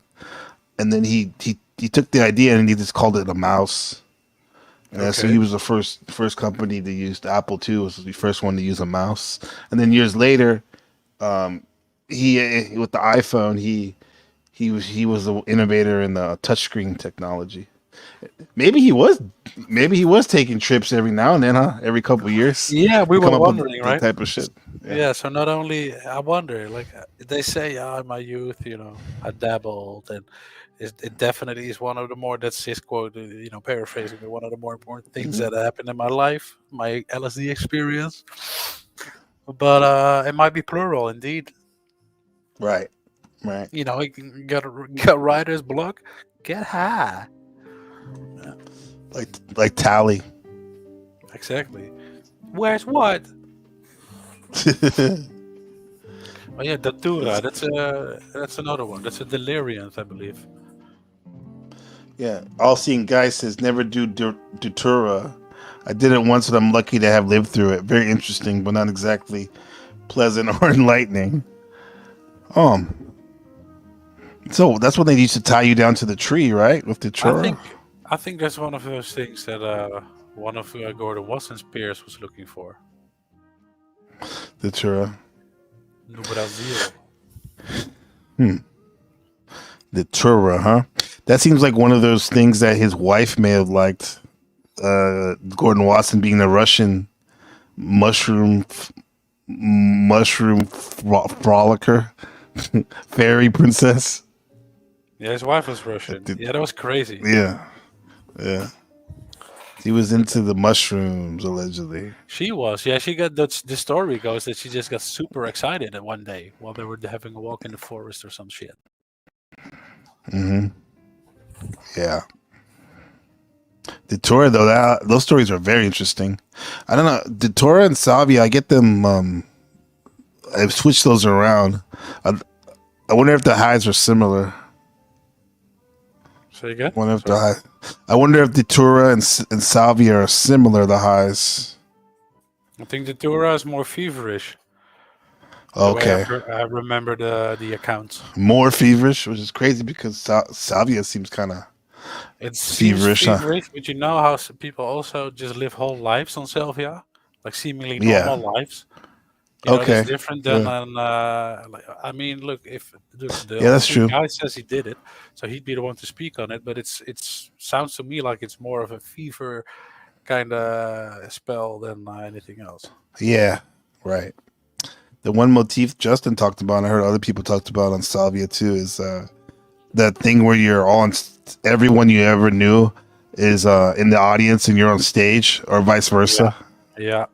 That makes you super self-conscious, and that's for me where I go, "Whoa, dude, you're a fucking asshole, dude." Mm-hmm. You make loads of associates. Oh yeah. Disrespect people. Right. Yep. Yeah. Look, there we have it. Salvia is more pleasant and far less physically taxing, says the all-seeing guy. There you go. Our Datura correspondent. Our Datura correspondent. Yeah. Thank you for that. I was going to ask you about that. Yeah, I've had dreams like that though.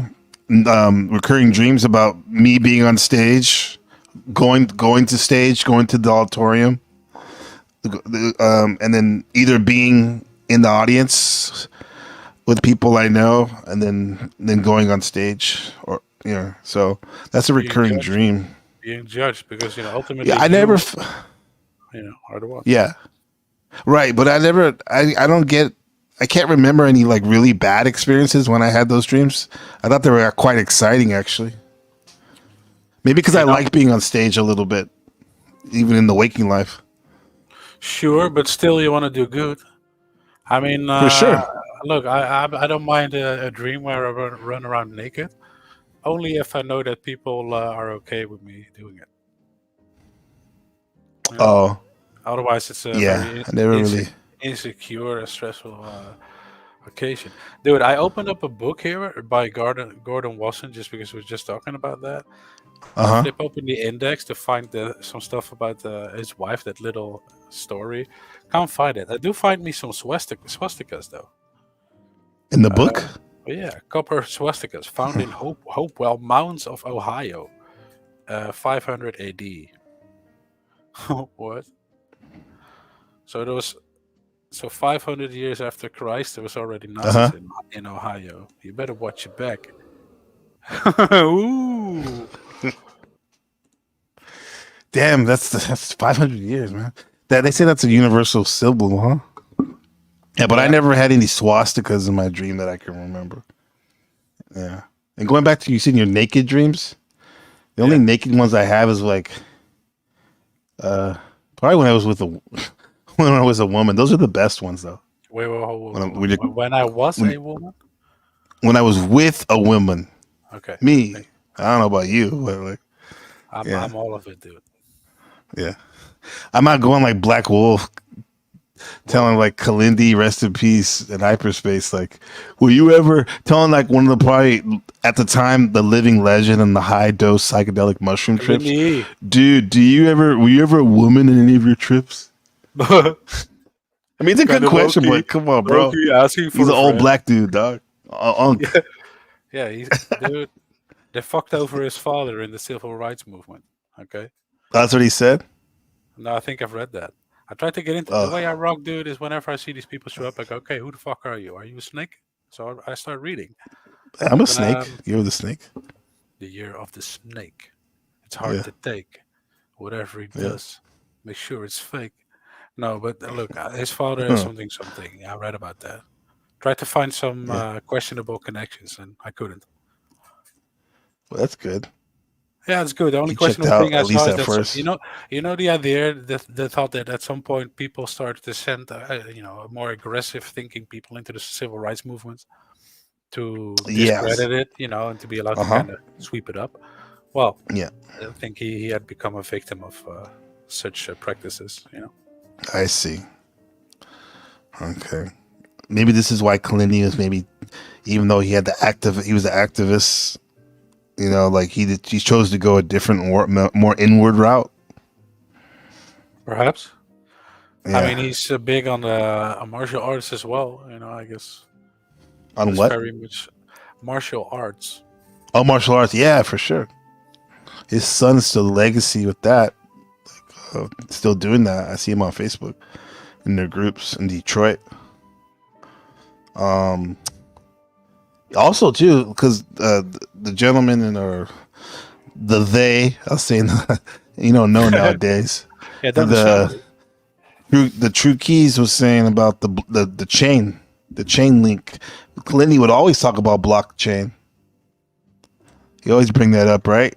Again, but like the crypto, the counterculture, the rebel, the psychedelic stuff, and the computer science, the computer internet world.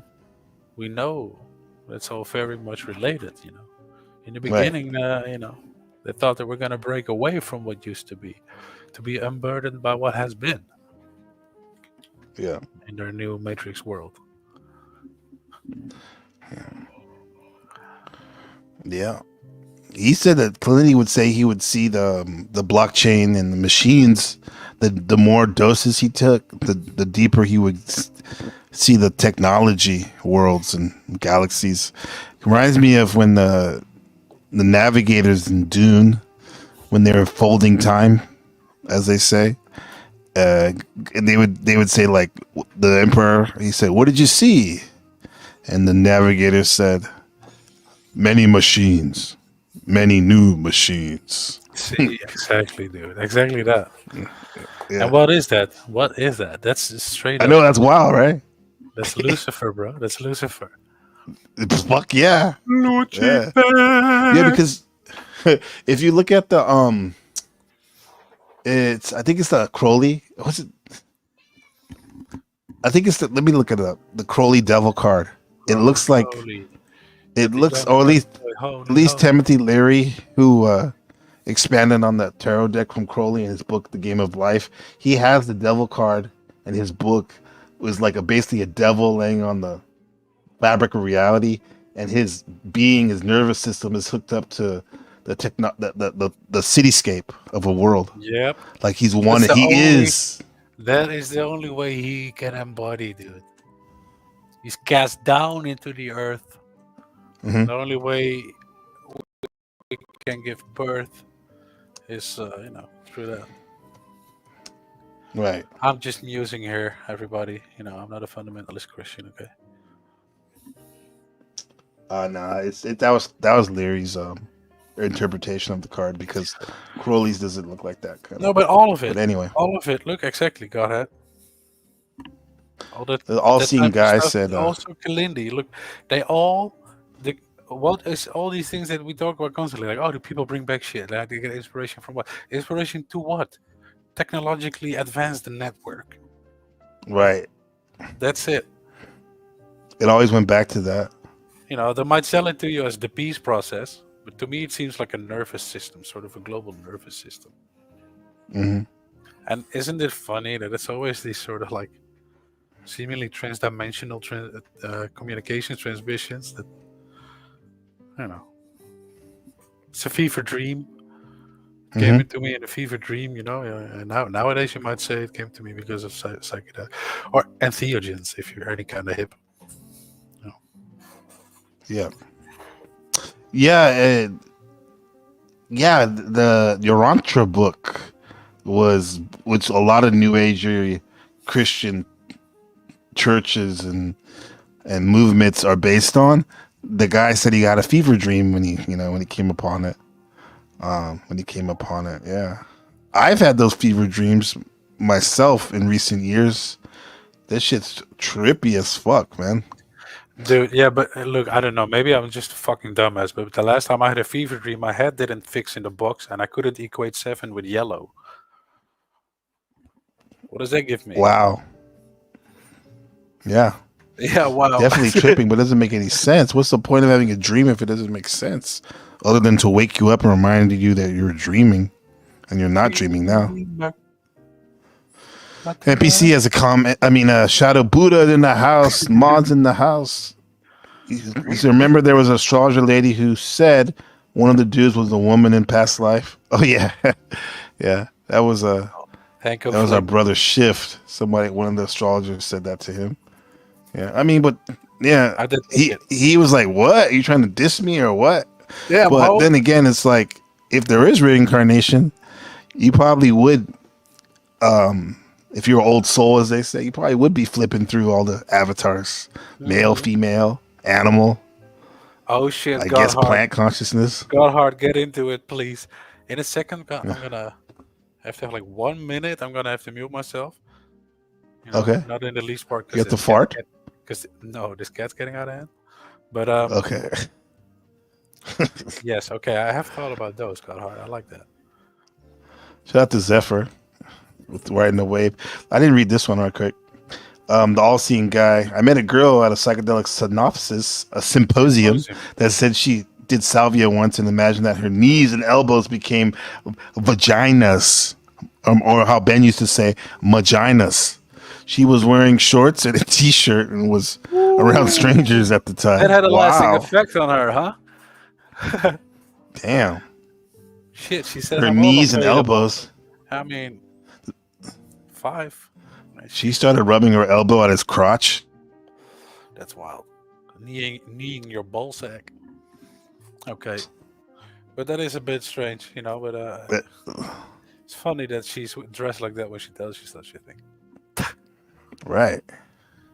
But it's funny. It's the folds. You can see why though. The folds. I mean, come on, look. Right. Fucking The nasty. folds of reality Folds of the reality. vagina walls. Because we're still sperms Right. making our way up the walls of the vagina, Look. trying to embed ourselves into the sugar walls. Look at this. Jack Parsons, comment from Godheart Guardian. Jack Parsons and the OTO is trending. I wonder why. Is there rocket technology? Chaos magic going on in the news right now? Yeah, man. It's Michael Aquino, that whole jazz, Mind Wars.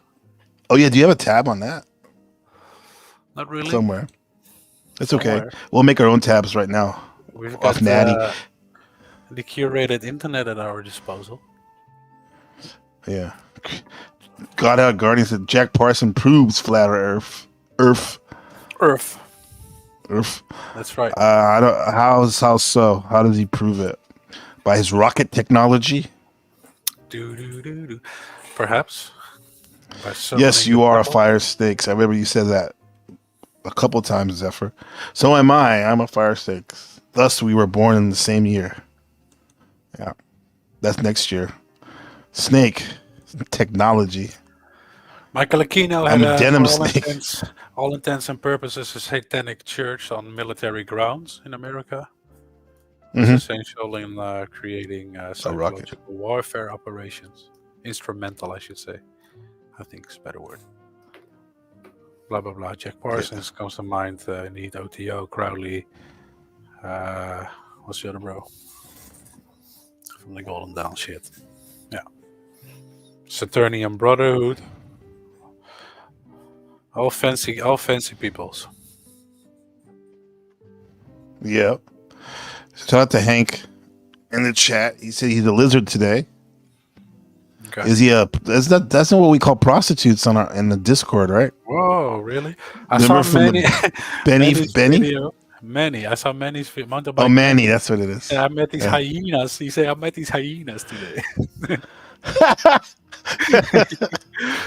Oh shit! You That's said good. hyenas. That's good. Yeah, he's funny. Lot lizards. So, go to seven and yellow make actually. They actually combine. He says makes sense for some reason. Maybe he's in a waking fever dream right now. Researcher called James Fadiman, who has been researching this for a long time as well. Look, I think there's definitely something to it. I remember reading an interesting article that was saying that we have these kind of mapped byways in our brain. It's called the default mode network. The default mode network is kind of like the autobiographical mind, the voice in your head that lets you know that you exist, otherwise known as the ego, that sense of autobiographical mind. Bound vault mode network. The default mode. Look at this. I remember reading an interesting article that was saying that we have these kind of mapped byways in our brain. It's called the default mode network. The default mode network is kind of like the autobiographical mind, the voice in your head that lets you know that you exist, otherwise known as the ego, that sense of bounded autonomy that we have, and that we need to function in the world. See, oh yeah, don't be scared. That we do need it, but we prefer you all give it up. Prefer you give it up. Yeah. This Jason Silva's a trip though. How so? He was a TV personality, tech dude, who was a futurist and a short filmmaker who had a show on Nat Geo about technology and exciting people, and a lot of times he would talk about psychedelics. Yep. Yeah. I guess he's trying to be like a slick version of Tim Leary or something. Yeah, modern day stuff. Yeah, a little bit. Yeah. To a certain extent. I like that. I like that term though. How he kind of referred to the ego like a computer. Speak. Yeah, like a habitual image you make of yourself, right? Or imagination of yourself. Right. car when we cross the street. It's like body integrity, sense of self, agency, all important. But when the default mode network becomes overactive, when it feels under threat, it becomes like a terrible tyrant, as David Foster Wallace used to say. And both anxiety and David Foster Wallace, probably a fucking bad guy. Sounds like it. depression are associated with heightened overactivity of the default mode network. So literally, it's overactive, you know? And so people need to shut that down to find relief from themselves. What psychedelics do, what all altered states of consciousness do, is shut down default mode network activity. When you shut down default mode network activity, just like when you're in a flow state as an athlete, or if you're a rider in the zone, or when you're doing one of these shows and time flies by because you're so tapped in. And this is what you need if you want to be a top tier worker, engineer, business, venture capitalist, right? You want to be in the flow state. What's happening is wouldn't you always want that? Or always? Yeah, exactly. And whatever you do, rather. Right. No, flow state. You would want that all the time. Yeah. Experience is like the doer and the seer merge. Your sense of self disappears and you're completely immersed in the now. Your sense of time disappears. All these things change. That's because the default mode. Nirvana. I can see that. You know, I do a lot of improvisation, music-wise. Mm-hmm. You know, with my neighbor, we play guitar and blah blah blah. Basically, only improvise, and that's exactly what happens. At some point, it's just you forget about what you know, and just go. And you just go, man. Yeah. You're in the flow state. I guess. Dude, he's laughing about Shadow Buddha with the flow state. I think that goes one for of the YouTubers, and his name is Flow State. That's why. I understand. I think that goes for everything, though. A lot of times you put your mind, when you try to coordinate whatever you come up with, a lot of times actually you make it more difficult, and you're analyzing. What is it? What's the word? Your I don't know. The way you deal with what you want try to achieve. Give me something very simple, right? Throw some piece of paper in the bin, you know, that's in the corner.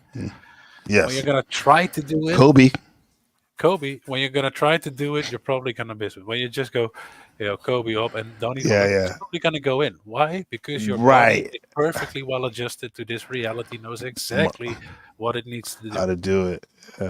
But you're there trying to take the wheel, you know, because you're the star of the show. Right. It's to become one. That's what Dimitri said when I do you play basketball ever?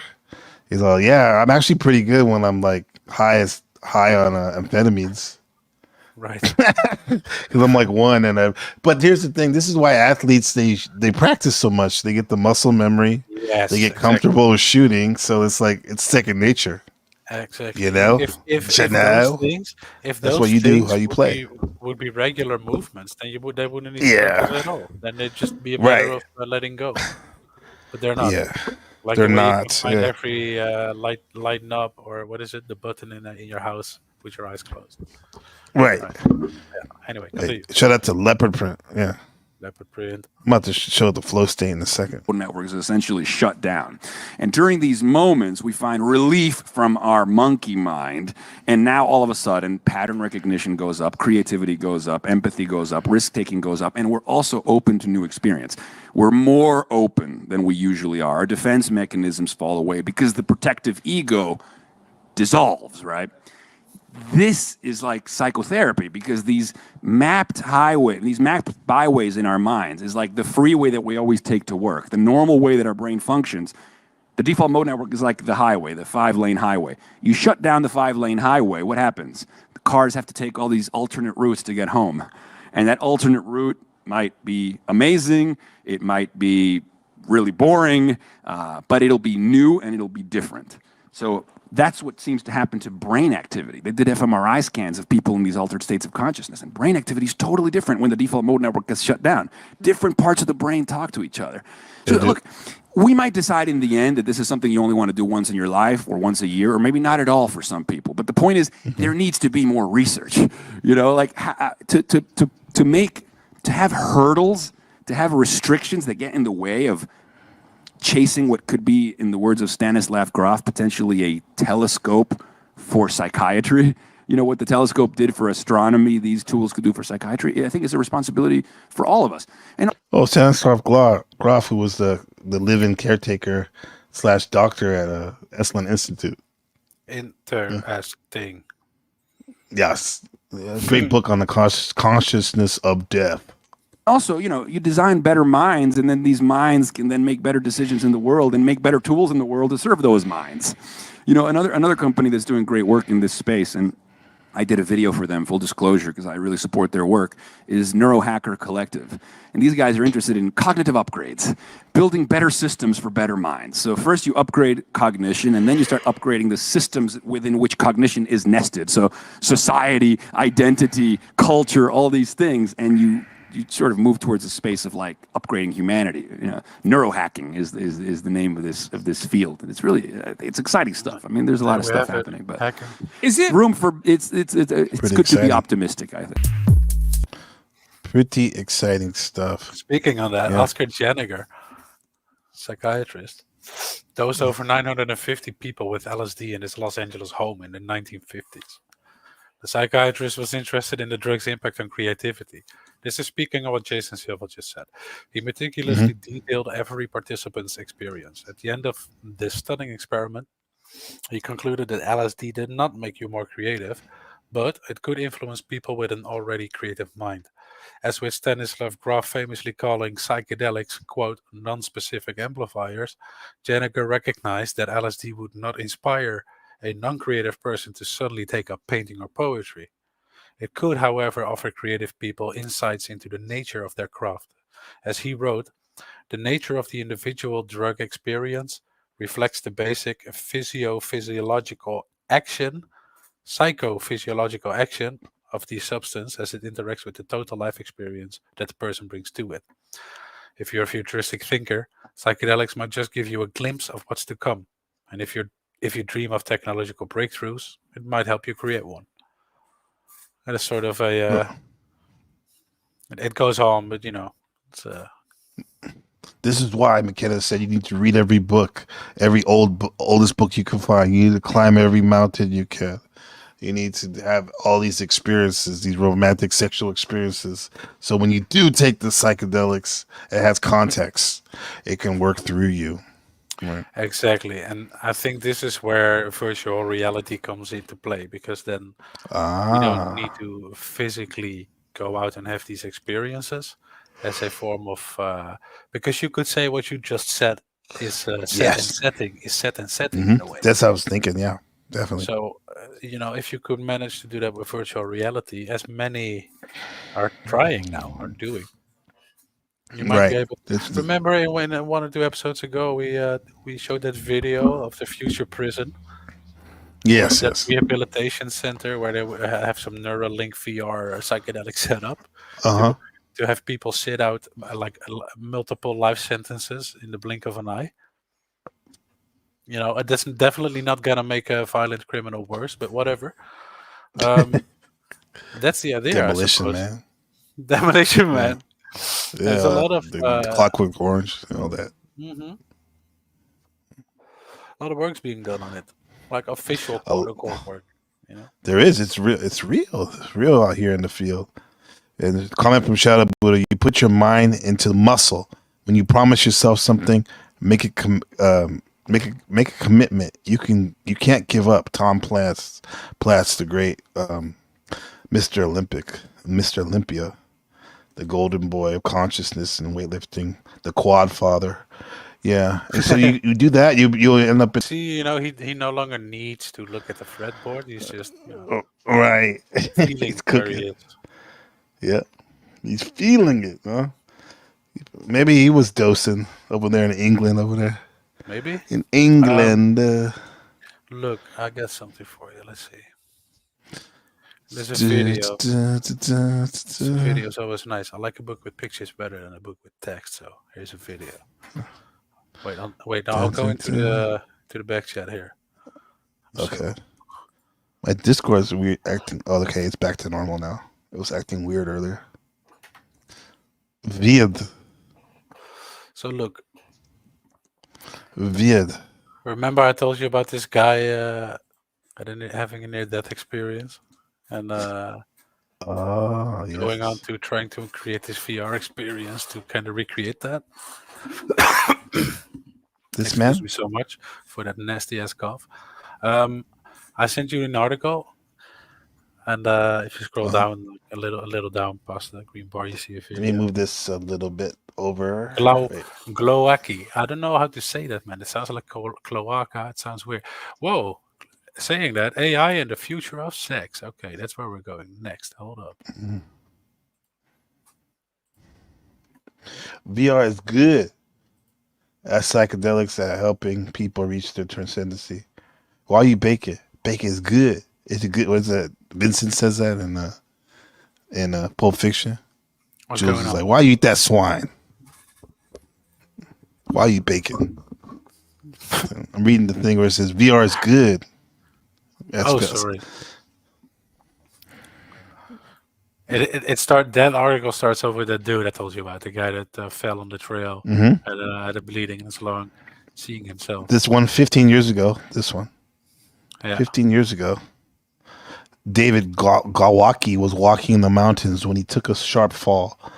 When he hit the ground, blood began leaking into his lungs. As he lay there suffocating, Glowacki field of perception swelled. He peered down at his own body, and instead of his typical form, saw that he was made up of balled up light. I knew that the intensity of the light was related to the extent to which I inhabilitated my body, he recalls. Inhabited my body, he recalls. Yet watching it dim didn't frighten him. From his new vantage point, Glowacki could see that the light wasn't disappearing. It was transforming, leaking out of his body into the environment around him. This realization, which he took to signify that his awareness could outlast and transcend his physical form, brought Glowacki a sublime sense of peace. So he approached what he thought was death with curiosity. What comes next? Since his accident, Glowacki, an artist and computational molecular physicist, has worked to recuperate that transcendence. Go ahead. What? No, but look, an artist and computational molecular physicist. So he just makes like theoretical calculations all day, or what? He's worked. The point of it is that he's worked to recapture that transcendence. That's interesting, eh? So that light is also, we've heard that before, and also that it's connected to how much he inhabited his body. You know, we talked about that before, like the out-of-body experience. And the moment you get all excited, like human mind excited, pop, you'll be back in because you fully inhabit it. Yeah. I think if you scroll down then in that article, you know, that's supposed to be sort of a representation of what he's trying to make. I don't know. This thing right here. It looks strange to me though. He wants to make a death machine simulator. Sounds like. It sounds like somebody. That's common. That's brain rot in language now. People say like, "Oh, your aura is so high. That's a 100 aura." You gotta ignore those people. It's the same way that people that use frequency in some sort of mystical way. Get the fuck out of here, dude. Literally means how many times I was seeing something that wasn't possible and I just canceled it. And I think that kind of stuff is in the way. You know, you can be, yeah. The short answer is yes. You know, you get to learn to be, you get raised to be, you know, a working member of society. You know, in a society, expressing their. The older you get, the more opinions. Yeah, the more opinions you learn. You're taught to have more opinions on different kinds of people. Where as you're younger or a baby or child, whatever, you might be a bit more free of that and freely engage with just, you know, the aliveness. This sounds so, you know, whatever, the aliveness in the other instead of, you know, the construct. You may be able to do it younger because the words may get in the way. When like physically, like a lot of children, for example, they can learn how to snowboard or skate easily. Like now in the Olympics, you'll see young girls that are like from 10 to 13 years old. just killing it in the with their in the flow state when they're doing these fucking runs See and that kids whatnot. learn fast, right?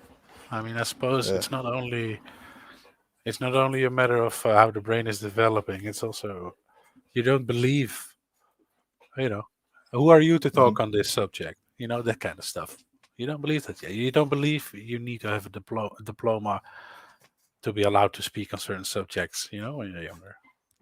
So in that sense, that's all not in the way. So yeah, I think we're all born knowing enough. That's what I believe. Right. Now they're not even now people, not just kids, but now people like they're calling themselves experts or aficionados just because all the stuff they're learning online and stuff, for example. That is wild, dude. Do you remember, when you had to make like a presentation or whatever, you need to go to the library and hope they had a book on it. Maybe an answer. Yeah, you gotta. Yeah. Right? And now it's Right. wild. Dude. I remember in the beginning of it, when the internet, I was still in school and I had to make a book report. And then you can, you go, hey, this is fresh. These old folks don't get it yet. You just go online and find somebody else's book report and, turn it in.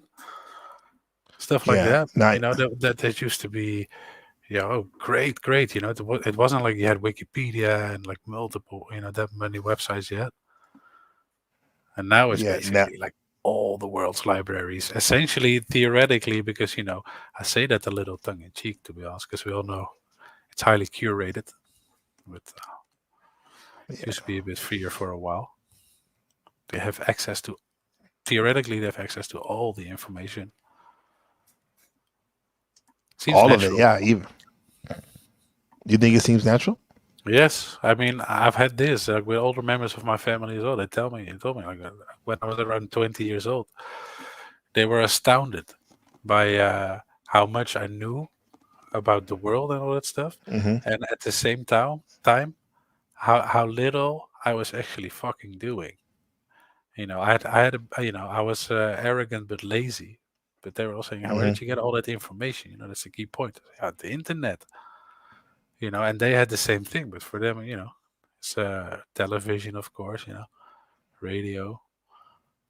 Like the speed at which information gets to you, Not saying that in itself is a good thing, but naturally the younger generations are gonna, what's the word? Be more aware, like, and not per se, because we see all this fucking, you say brain rot, right? Where the attention goes to brain rot, but theoretically we could be more aware. Yeah, they could be easily. Too many distractions, right? Yeah. But yeah, at the same time, there's hope. I mean, oh, for sure, yeah. Fuck being a doomer. That's the whole point. You can be 50-50. You can either be negative about it or be positive. Well, if you have to choose, might as well be point towards positivity. Look, I don't, sometimes when we talk about this stuff, it sounds like I feel like I'm projecting a future of sorts that's like people all just distracted, like, essentially with blinders that extend all the way to the sides of the screen and just sitting there. But that's, we are all here. We don't have our blinders on yet, but we're still all here, talking about it. In front of the screen, exactly. We're not in church. We know we're not in church, yeah. Definitely not. Definitely not. Maybe we are, though. It's there where they come together in his name. A new type of church. Satan can suck my dick. Yeah, for sure. Yeah. Whatever form you come in. Get it? Yeah. Yeah. Flint Dibble will make Lucifer come. Flint Dibble. I should change that picture, though. Less people think I look like a savage like that. Well, I mean, you do look like that. It's your avatar, right? That's true. For all the world knows, I'm a stoned archaeologist.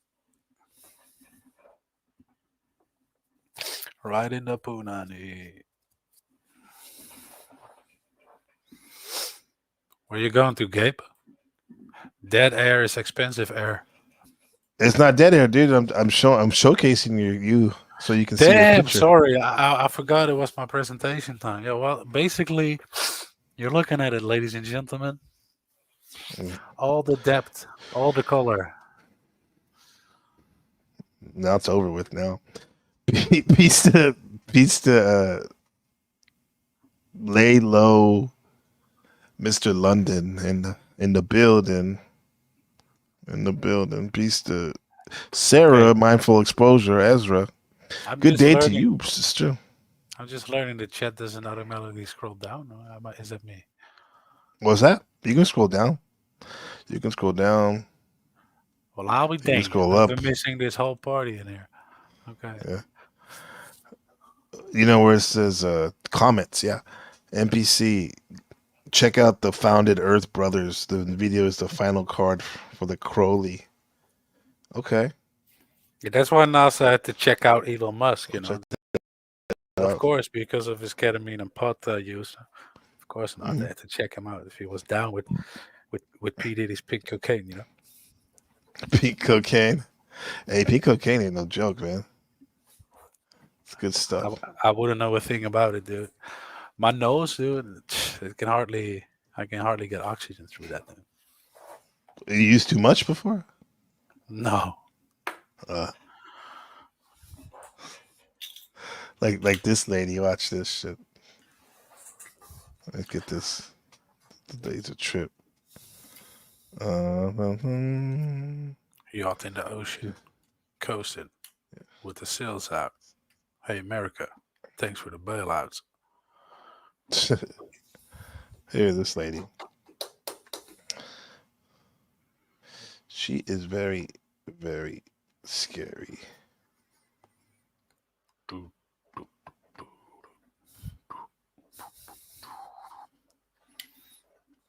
Where is she? Did I hide that? Oh, somebody took that video down. Oh, shit. Or it's on my other channel. Taking it down. He's taking it down.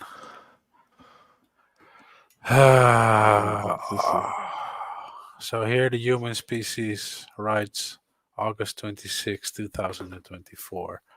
The rise of AI porn could change our expectations of relationships. No shit. Okay. Yeah.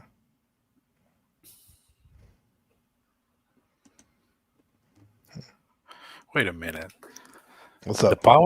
It says that it starts off saying the power of pornography doesn't lie in arousal, but in questions. What is obscene? What is ethical or safe to watch? Wait, so I'm only aroused because I'm maybe not allowed to watch it? Is that no? Because it's taboo, they're saying. What is real? It's so taboo. What is real, huh? Anti-porn crusades have been at the heart of the United States culture wars for generations. But by the start of the 2000s, the issue had lost its hold. Smartphones made porn too easy to spread and hard to muzzle. Porn became a politically sticky issue, too entangled with free speech and evolving tech. An uneasy truce was made. As long as the imagery was created by consenting adults and stayed on the other side of paywalls and age verification systems, it was to be left alone. But today, as AI porn inflates dinner tables, PTA meetings, and courtrooms, we're doing really great today in the reading department, bro. But today, as AI porn infiltrates dinner tables, PTA meetings, and courtrooms, that truce might not endure much longer. The issue is already making its way back into national discourse. Project 2025, the Heritage Foundation-backed policy plan for a future Republican administration, purposes that criminalization of porn and the arrest of its creators. So what if porn is wholly created by an algorithm? In that case, whether it's obscene, ethical, or safe becomes Okay, wait a minute, what? But what if porn is wholly created by an algorithm?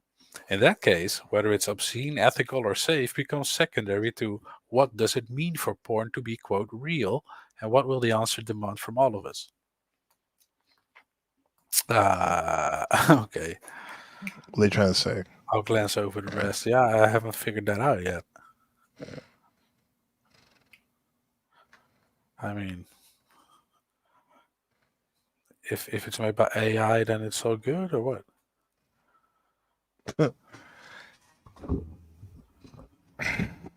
First, they said because you can't watch it, you get aroused by it, and then there's now what they're saying about AI. Now they're saying that if it's wholly made by AI, then the ethical the dilemmas might not be the primary concern. So this like okay, so it becomes less important what we think Because of it's a cartoon. Yeah. Well, yeah, the technology behind pornography never slows down, regardless of controversies. When students return to school this fall, it will be in the shadow of AI video engines like Sora and Runway 3, which produce realistic video from text prompts and photographs. If still images have caused so much global havoc, imagine what video could do and where the footage could end up. As porn becomes more personal, it's also becoming more personalized. Users can now check boxes on a list of options as long as the Cheesecake Factory menu to create their ideal scenes.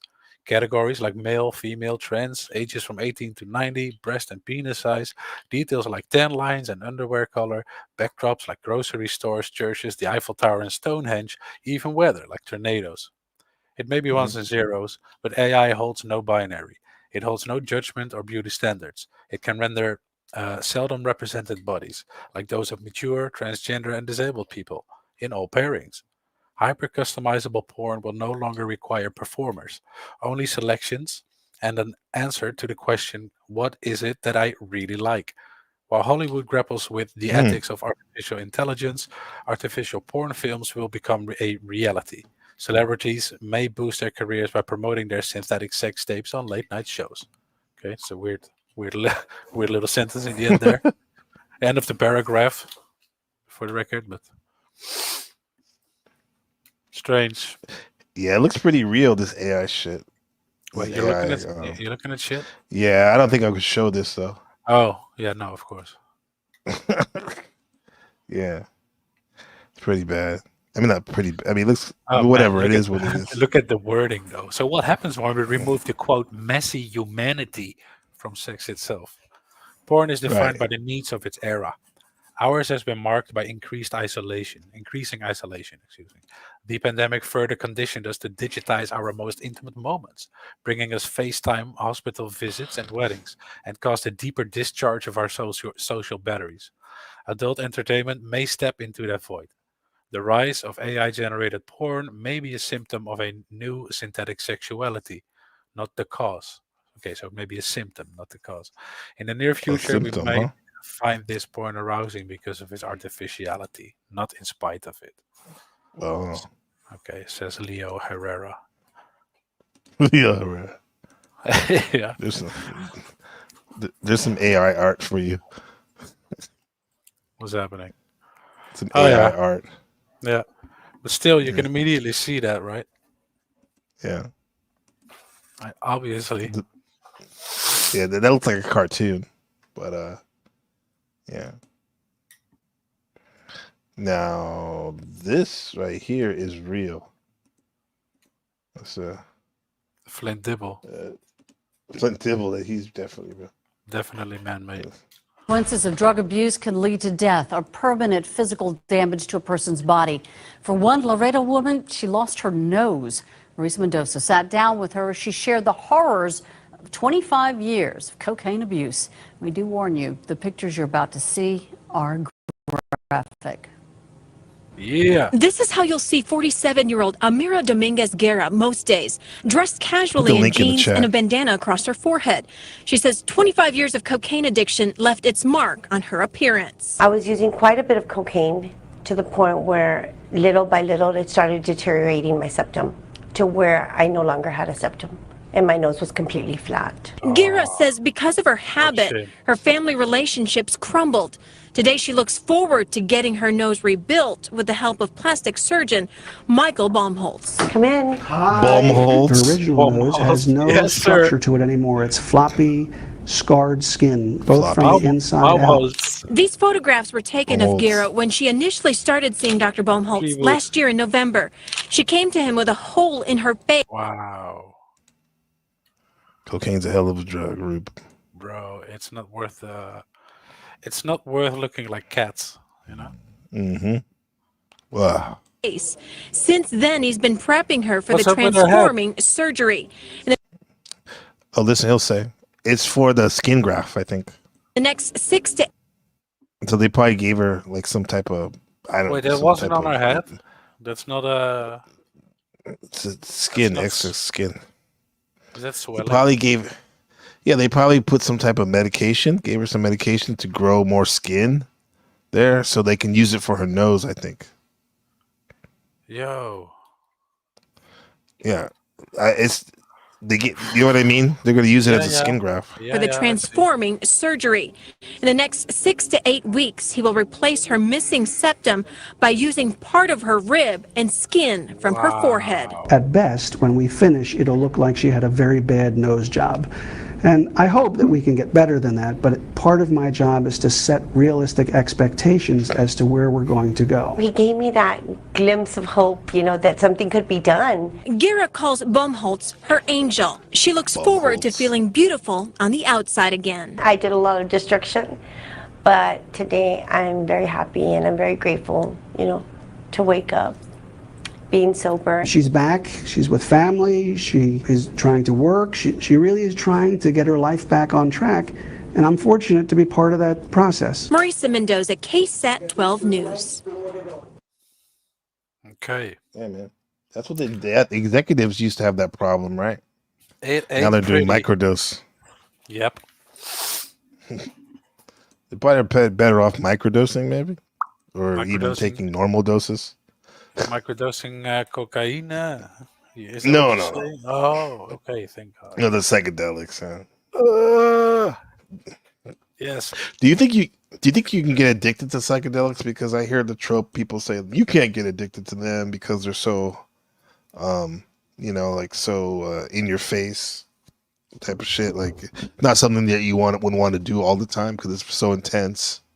Yeah, But that's true. If it's I so still think intense. people can still get it.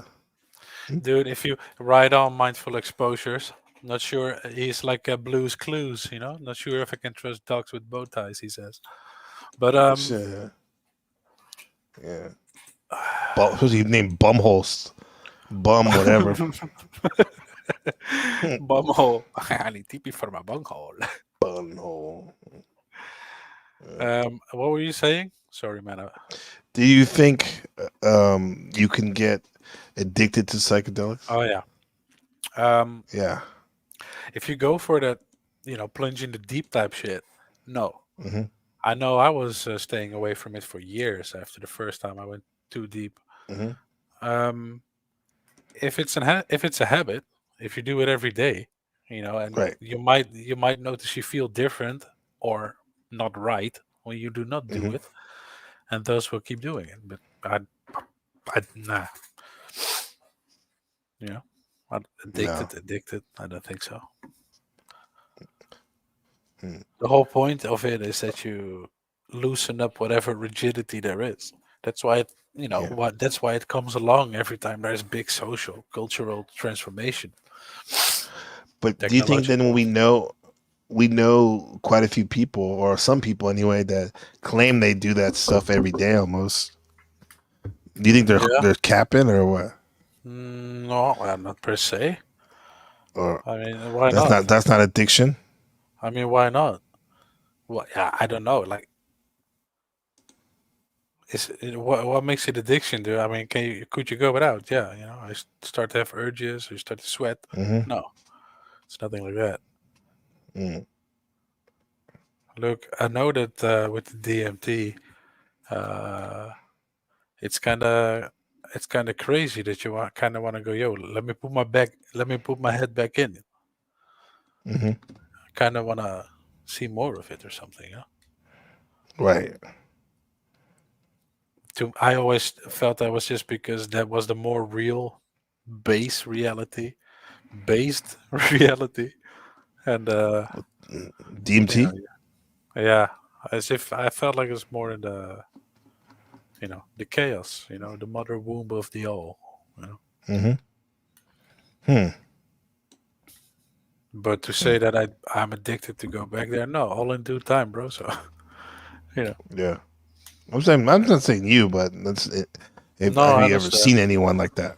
But I can speak only from my own experience, ultimately. Yeah. So, bitches are shit, but hey, how about what was that earlier? What's that? Damn, I forgot. Never mind. Forget about me. Bitches ain't shit but hoes and tricks. That's a good song. It's fun. It's fun. Chronic. It's on the Chronic, yeah. Yeah. 2001.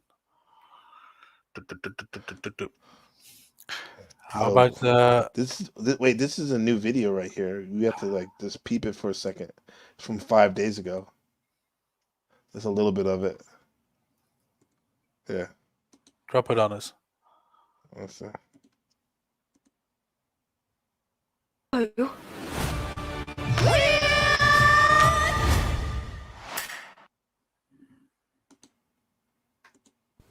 You saw what on YouTube? Nah, I dug at that site. It wasn't aliens, it was people from thousands of years ago. I'm here to tell you the internet is filled with fake archaeology. Now, this sounds absolutely Flint Dibble? insane, and I'm That's aware Flint Dibble, sir. of how this sounds. In all his glory. Realm wasn't real. As the Watchers and the Nephilim and the Anunnaki. Create something called physiostatic electricity. Fake. It's lagging. Hey, it's lagging. Lagging as hell, dude. It's probably so. Okay. Yeah. Anyway, that's Flint Dibble. Streaming ain't shit, but holes and tricks. Does anybody want to? If anybody's more than willing to come up in the next minute, yeah. I think this is it. We hit a lot of stuff. I think I'm okay with the.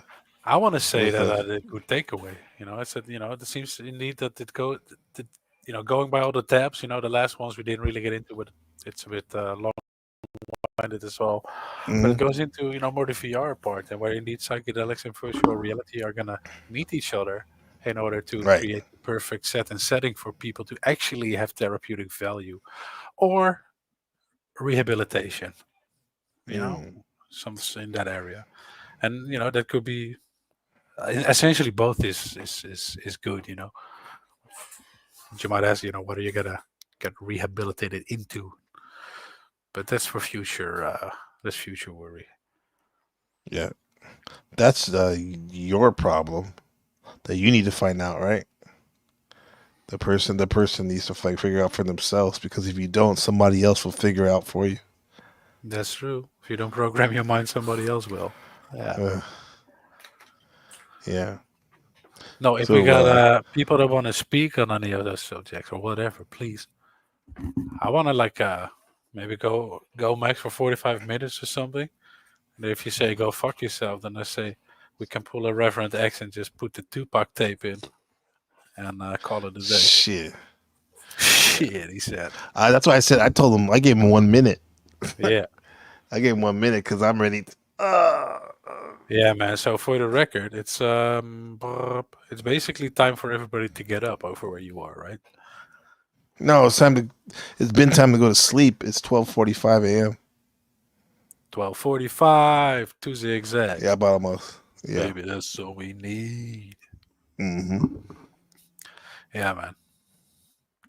Shout out to Zephyr, Hank, Godheart, Guardian, Leopard Print, Look Within, The Keys, the All-Seeing Guy, Mystery Ozo, Provo the Kid,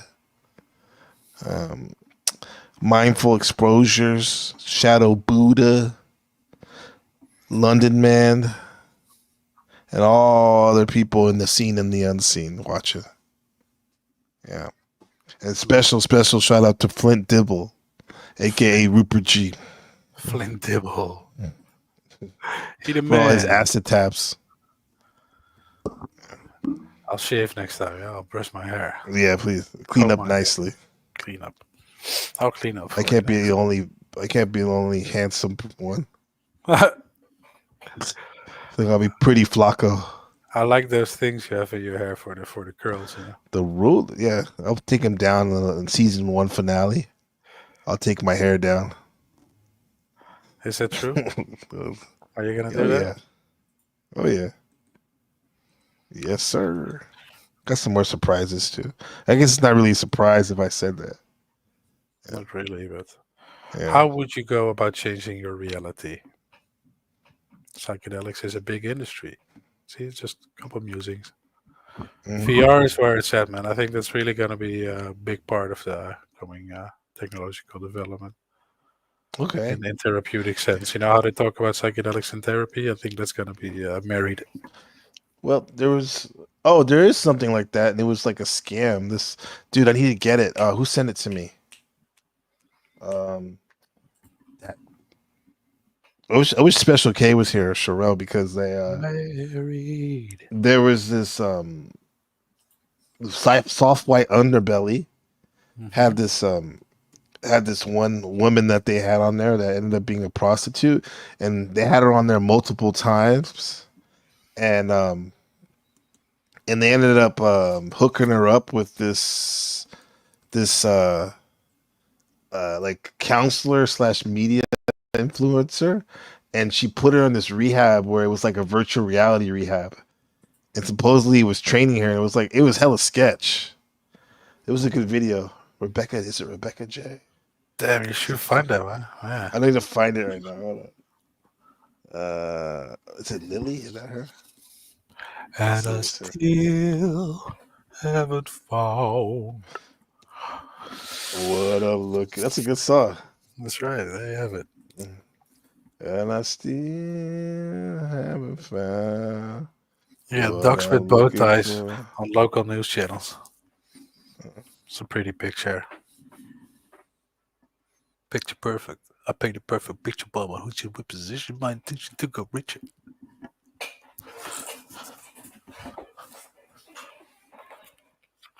While I look for it, you can listen to that. Listen to what? Oh,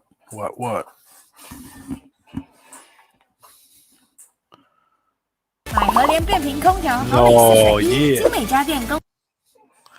Nice, with some Taiwanese MC. All your fresh air, and Bangladesh.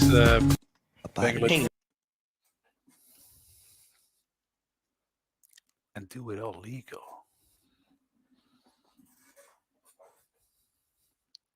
And appeared on Mark Laita's Soft White Underbelly on March 1st, 2020. Because I lived with my dad, he turned out to be a molester, so his wife left him. She appeared again for a third interview on April 15th, 2020. Amanda, do you see that you're kind of getting worse and worse every time we speak? Then on May 30th, we have Lima doing another YouTube collaboration, this time with a YouTuber named 16 Leo. This video is in collaboration with 16 Leo. How exactly does DID happen?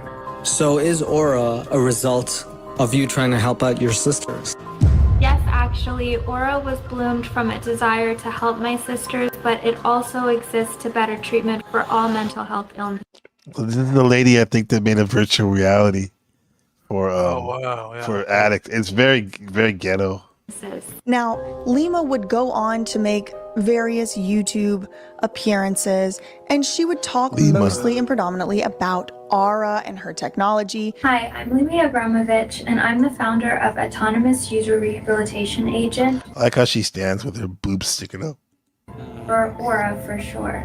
She would use the same talking points on each one. If we put more services, more funding behind mental health services, kind of seemed like a PR marketing strategy to me. So she would say things like, you know, insurance doesn't cover enough days in rehab. they go to treatment for 30 days because that's what insurance will cover. It costs about $45,000 per month.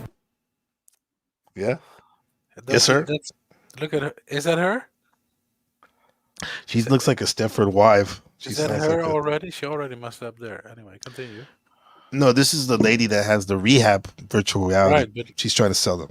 Something ain't right. How they speak, how the hair is fuzzy. I don't know. Yeah. She seems like a robot.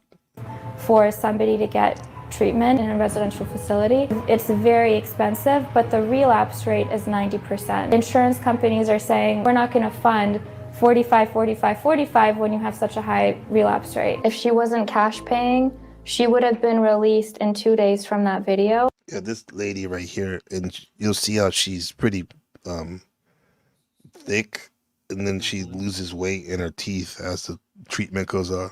So she had the same kind of talking points over and over, and she had this virtual reality program that she was marketing to people with substance use disorder, is what she calls it. So by July, Lima already knew about Amanda and was working in concert with Amanda's father, who she called a molester, and Mark Leta, who was paying her. Bro, fuck this guy right here. He struck my channel before. Oh, really? Admittedly, knowing. On some fraud shit he had. And I was like, why do you have this video is supposed to be about an incel, but like a year ago you had the same actor that's playing this incel as a gay porno star or something. Ah, okay. Fake So it's bullshit. like, come on, what are you doing, bro? He's like, and dude, they literally gave me a strike. Boom. Yeah. Sweet justice. To go buy crack with, and they all You see how look she conspired looked different? Yep. over enough days in rehab. They go to treatment for 30 days because that's what insurance will cover. It costs about $45,000 per month for somebody to get treatment in a Did you say 45,000? Not 4,500. No. 45,000. That's insane. Shit, 45,000, huh? Nah, ain't nobody get cash for that. 45,000. residential facility. It's very expensive, but the relapse rate is 90%. Insurance companies are saying we're not going to fund 45, 45, 45 when you have such a high relapse rate. If she wasn't cash paying, she would have been released in 2 days from that video. So she had the same kind of talking points over and over, and she had this virtual reality program that she was marketing to people with substance use disorder, is what she calls it. So by July, Lima already knew about Amanda and was working in concert. Shout out to BJ Investigates. This is her video on her channel. Go check her out. With Amanda's father, who she called a molester, and Mark Leta, who was paying her, admittedly, Does his nose knowing wipe? to go buy crack Whoa. with. And they all conspired to make sure that Amanda went to jail. This is what happened. Larry Rabb called Mark Leta. Hello, Mark. Yes, Mark Leta here. Well, how can I help you? Yes, Amanda assaulted me. What do I do? Mark Leta says, oh, you should definitely call the police and get her in jail because that's the only way we're going to be able to help her. Oh, okay, I'll do that. Thank you, Mark. Okay, we cool. want to see the Let me know. virtual reality. Fuck all this shit. Put the drug of choice in front of someone who you are treating in a residential treatment facility. For example, if you're in a treatment facility and I put your drug of choice in front of you, that would be extremely unethical. It's not allowed. Yeah, right? it would be, right? She said it is illegal. You can use pictures, she said, but it's illegal and unethical. And laughs. That would be unethical. Laughs. Like how funny it is that it's unethical. Oh, she But it's actually extremely looks unethical. down sinister as fuck. Look at that. Look at that, Jesus yeah. Christ. The Fifth Element meets Resident Evil. Meets my second wife. I Speaking don't know of why I demons- like it. Speaking of demons, or what? What's wrong with me? Dude. Oh, okay. no. Listen. This is a shout out from the all-seeing guy. Imagine tripping with the Whitakers from the soft white underbelly. Imagine Those are that those. I dude- think those. That dude barking like a dog. Oh! That dude who's tripping with him. That would be wild. The Whitakers aren't those like the I think that's them. the inbred people. Yeah, that's them. They got the guy barking like a dog. Oh yeah. That's wild. Man, that'd be crazy tripping with them. It's not allowed, right? There's no drugs on the premises. Only my drugs, she says. If I can put that drug of choice in front of you, Oh, she does coke right just now, the look. visual of it. It's not the same as me showing you a photo, but being She's able tripping. to Her put name you is in a Lima. room through our virtual mildly reality fentanyl-laced technology, coke. being able to put you in a room where you, you essentially are by yourself, right? So now I'm able to test you because it's the power of VR. She said she's worked with a man who said his rock bottom is him alone on the couch with a bottle of alcohol, and so she created an environment that looked like a living room and a bottle of alcohol, and this man put it on. So I'm not saying that's illegal. I believe it's unethical because I think showing someone a picture of a drug of choice is like a degree of extrapolation, right? It's less concrete than a virtual reality simulation. I think that Jesus. This nice little soft voice, and she seems to be, you know, saying all the right dog whistle words, and she's, you know, addicts and homeless and prostitution. Stop hating on our all these Lima. scary words that get you in a state of upset. Ooh, girl, chill out. And then she offers you a solution, and so you're like, oh my God, make this trauma stop. So she must be telling the truth. I operate in one absolute thing, and that is truth. Lima didn't tell the truth. Now we've caught her in 2 lies so far on the timeline. First of all, that the audience was somehow going to help pick Amanda. As I've said before, she was the worst case you could find on Skid Row. Yeah, definitely. And took a lot of courage like for you to- probably the worst case I've ever seen personally. It took a lot of courage for you to decide that she was the one you wanted to try to help. Yeah, but you know, we have a lot of confidence in what we do. That was not true. Amanda was hand chosen because they had the cooperation of Larry Rabb. You need a family member. Number 2 lie we've now found. Lima said Amanda was going to be at a treatment facility that Amanda was not at. She was at Desert Hope Treatment. Desert Hope? They just stood in the front of it, I think, and they went like at some random office building. Probably. Center. That is where she was. That is where she took her last breath. It wasn't the one that Lima posted on Instagram. Doesn't seem like necessary to have lied about that. But here we are. And so if y'all are upset by the word lie, maybe repeat it each day to exposure therapy yourself to it. I don't know. The end of 2021, Amanda spends in Desert Hope Treatment Center from October all the way through May when she died. So, except she did check out one day. We'll get to that. January 7th.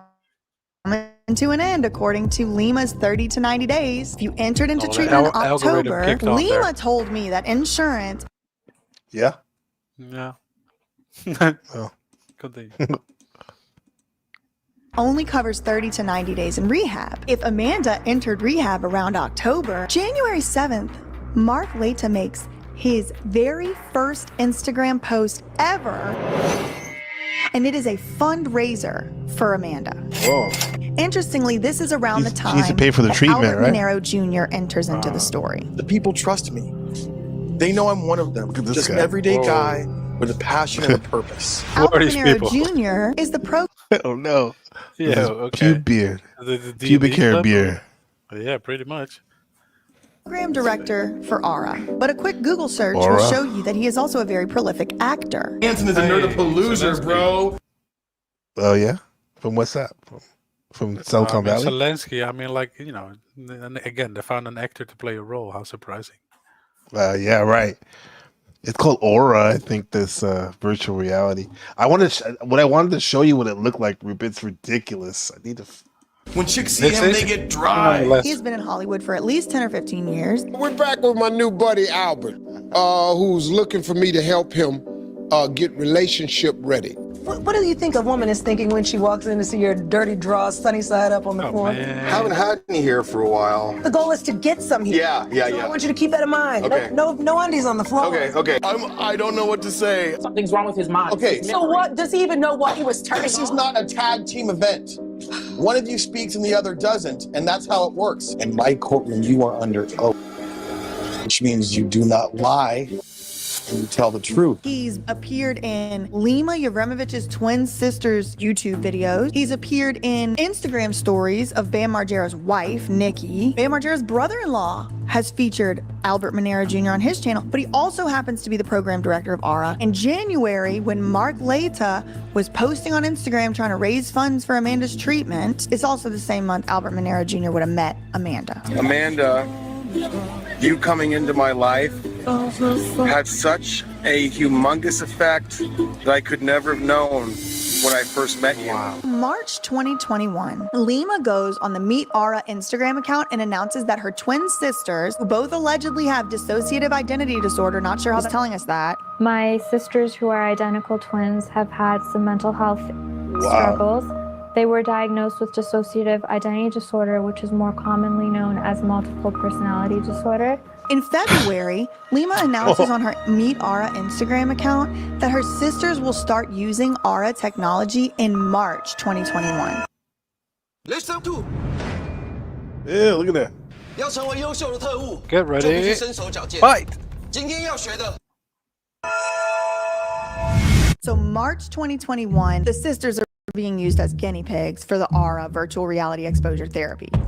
She credits them with being the reason why she even knows about all this stuff in the first place, because her sisters have been in and out of behavioral health centers and inpatient, outpatient, whatever. So she says that's how she learned how to navigate the whole system of it all. April, the next month, Lima is in Las Vegas, which is where Amanda went to rehab and where Amanda was in rehab still at the time, April 2021. And then Lima posts a video on Aura's Instagram that shows Amanda using the virtual reality exposure therapy. Oh my God! What the fuck? Oh! Oh my God! I made it. There's a bottle of There you have alcohol. it. It's Rupert. Skid Hey, Row. hold You're up. kind of in the headset with her. There you have it. There's your office. There's your office. Oh, space. yeah. Yeah, Not that MK Aura nice type place. shit. Yeah, you got it. All seeing eye. It's not that nice place on the outside. Nope, it's not really. It's not my mention. Reason why she even knows. Yeah, no, go ahead. It looked. I saw. Yeah, this is what Looked you wanted pretty to show bad, me. huh? Yes. Finally did it. Knows about all this stuff in the first place because her sisters have been in and out of behavioral health centers and inpatient, Yeah, outpatient, right. whatever. So she says that's how she learned how to navigate the whole system of it all. April, the next month, Lima is in Las Vegas, which is where Amanda went to rehab and where Amanda was in rehab still at the time, April 2021. And then Lima posts a still think video Lima looks on better. Aura's Instagram that shows Amanda using the virtual reality exposure therapy. Oh my God! Nice office. What the fuck? Oh! Oh my God! I made it. There's a bottle of alcohol. It's Skid Row. You're kind of in the headset with her. As if that's not dystopian enough. When you peer up on the virtual reality, you see a billboard of Creepy, What? man. What? What? Yeah, he's pretty in bad shape too. Yeah. Bam Majera. Bam and Nikki Margera on the side of a virtual reality building. And it's like, thanks for backing our company, blah, blah, whatever. So Bam and Nikki Margera, you probably know them from Jackass. They were so moved by Amanda's story that Oh, they wow. pledged to help support this publicly and help me fundraise for Amanda and for the scholarship to help Can't raise make this shit out. It's MK Well, Ultra. publicly, they show up in more a money. virtual billboard. Yeah. So in order to say thank you to them, our team has a bunch of virtual cities inside our virtual reality system. So we made a billboard Look, for them, dude, and that she was ain't on right. the Row. Oh my god. What are you She's talking so about? slow. You talking about Lima? Yeah, she's so slow. She ain't right. This is wild. I think she's on drugs. Yeah, and a bad actor like the fat guy. Yeah, exactly. Who's behind it though? I don't think she's doing this. Like, you know what I mean? She's like the face, even the way she stands. There was Yeah, another I mean- video where she was standing like that. Look, she tried the Shakira double in Las Vegas for a while. Didn't really work out. Now Shakira. Has a bunch of virtual cities Kind of looks like Sandra inside Bullock. our virtual reality I can see that too, system. yeah. So we made a billboard for them, and that was on the Skid Row experience that we put The in. Skid Row. Right. Welcome Same to the month, Lima Skid Row posts experience. again on Instagram thanking Bam Bro, and his that virtuality's hella janky, huh? wife Nikki for supporting Aura. And then on April 17th, Lima posts another video on the Aura YouTube stand applying it. for grants. In January, they were asking audience for money. He had 2 GoFundMe's going. I think maybe 3 were going in total. I think that she probably was trying to get money from Bam and Nikki. And that brings into question whether that is ethical or appropriate. Aura was connected to maps. Something like that. Well, that will come. Don't worry.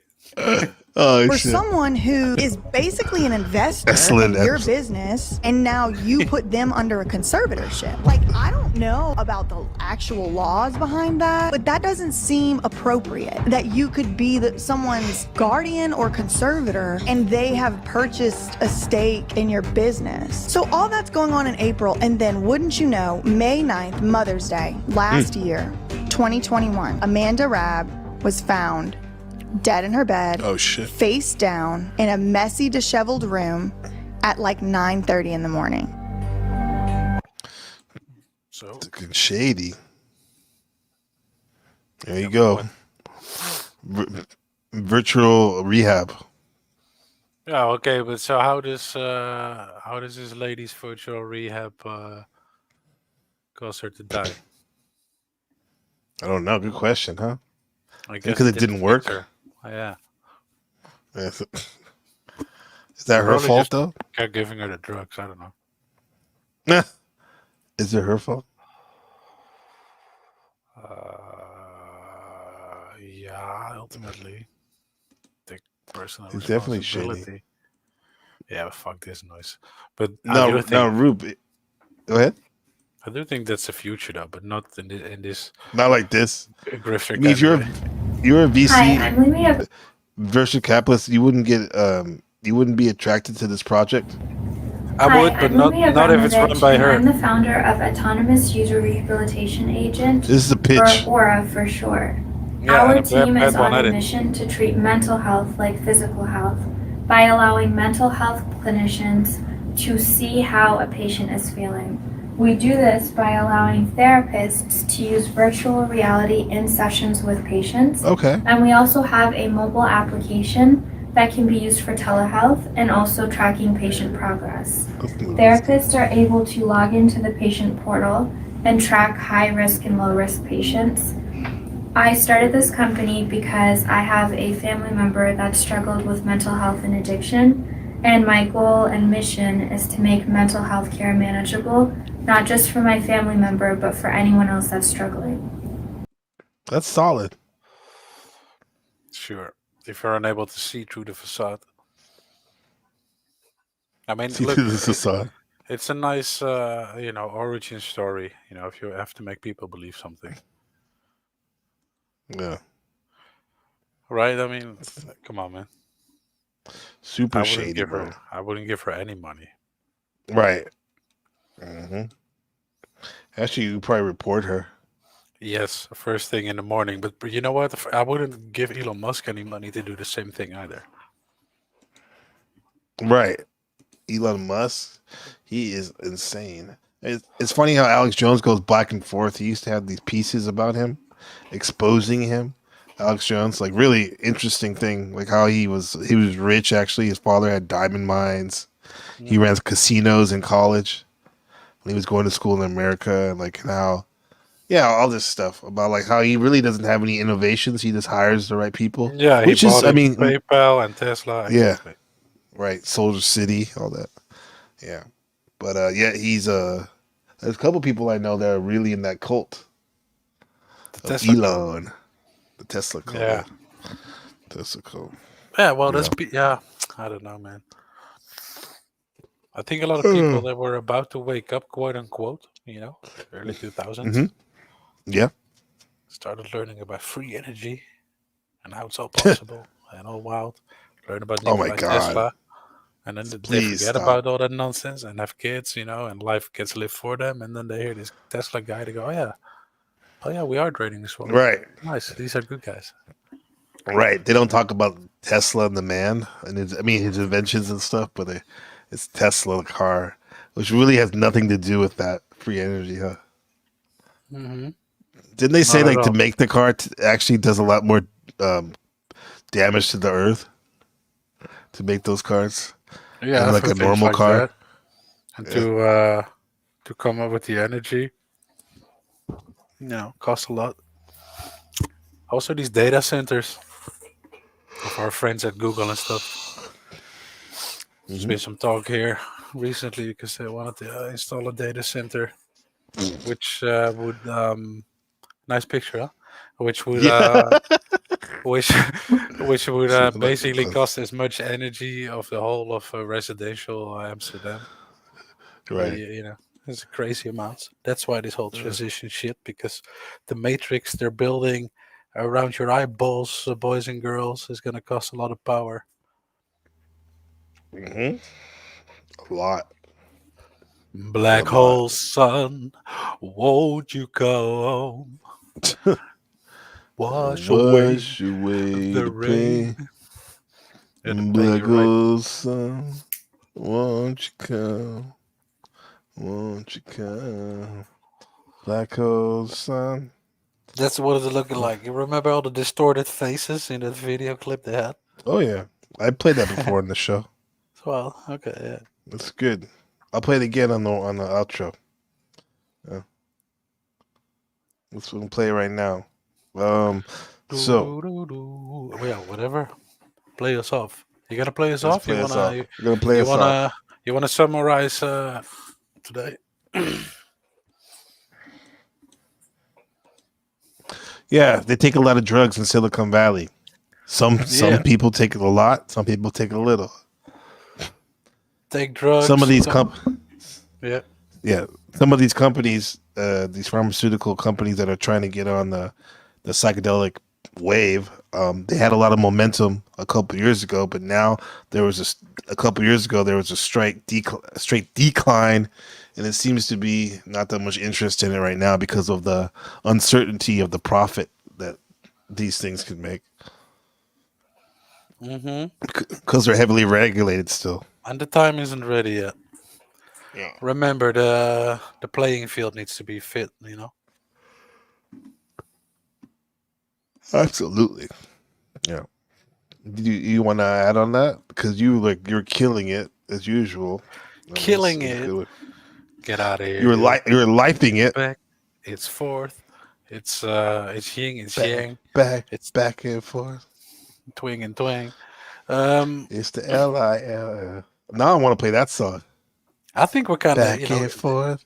Fuck that. The whole psychedelic elite thing in general, like we kind of almost, from my feeling, summarize it here because we dealt with how we have to change for us to adapt to the technology, that we're eyeballing or has been eyeballed for us, and how there's definitely benefits in it. And one thing I want to kind of emphasize again, for all my psychedelic brothers and sisters, is that I believe that in the core of the psychedelic experience is something very interesting, maybe even holy.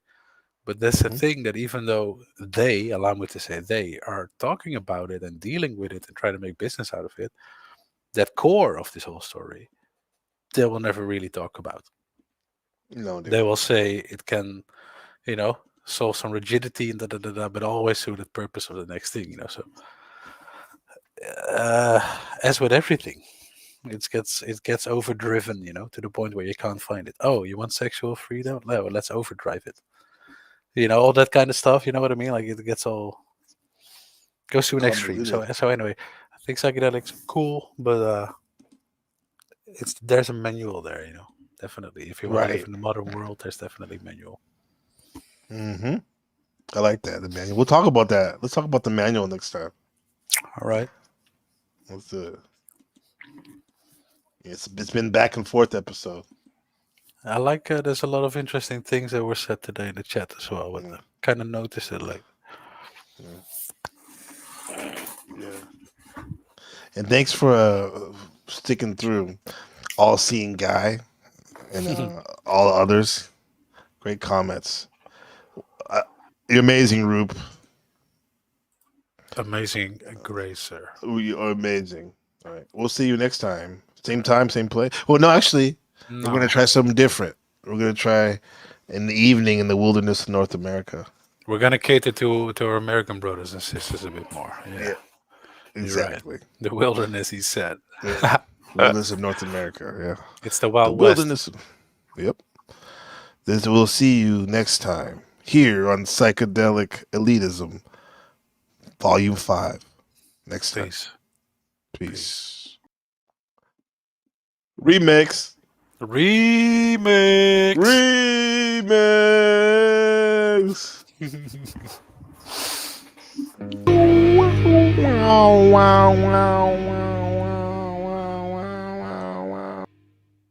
That's right. That's right. Successful endeavor. 听说吃止痛药会残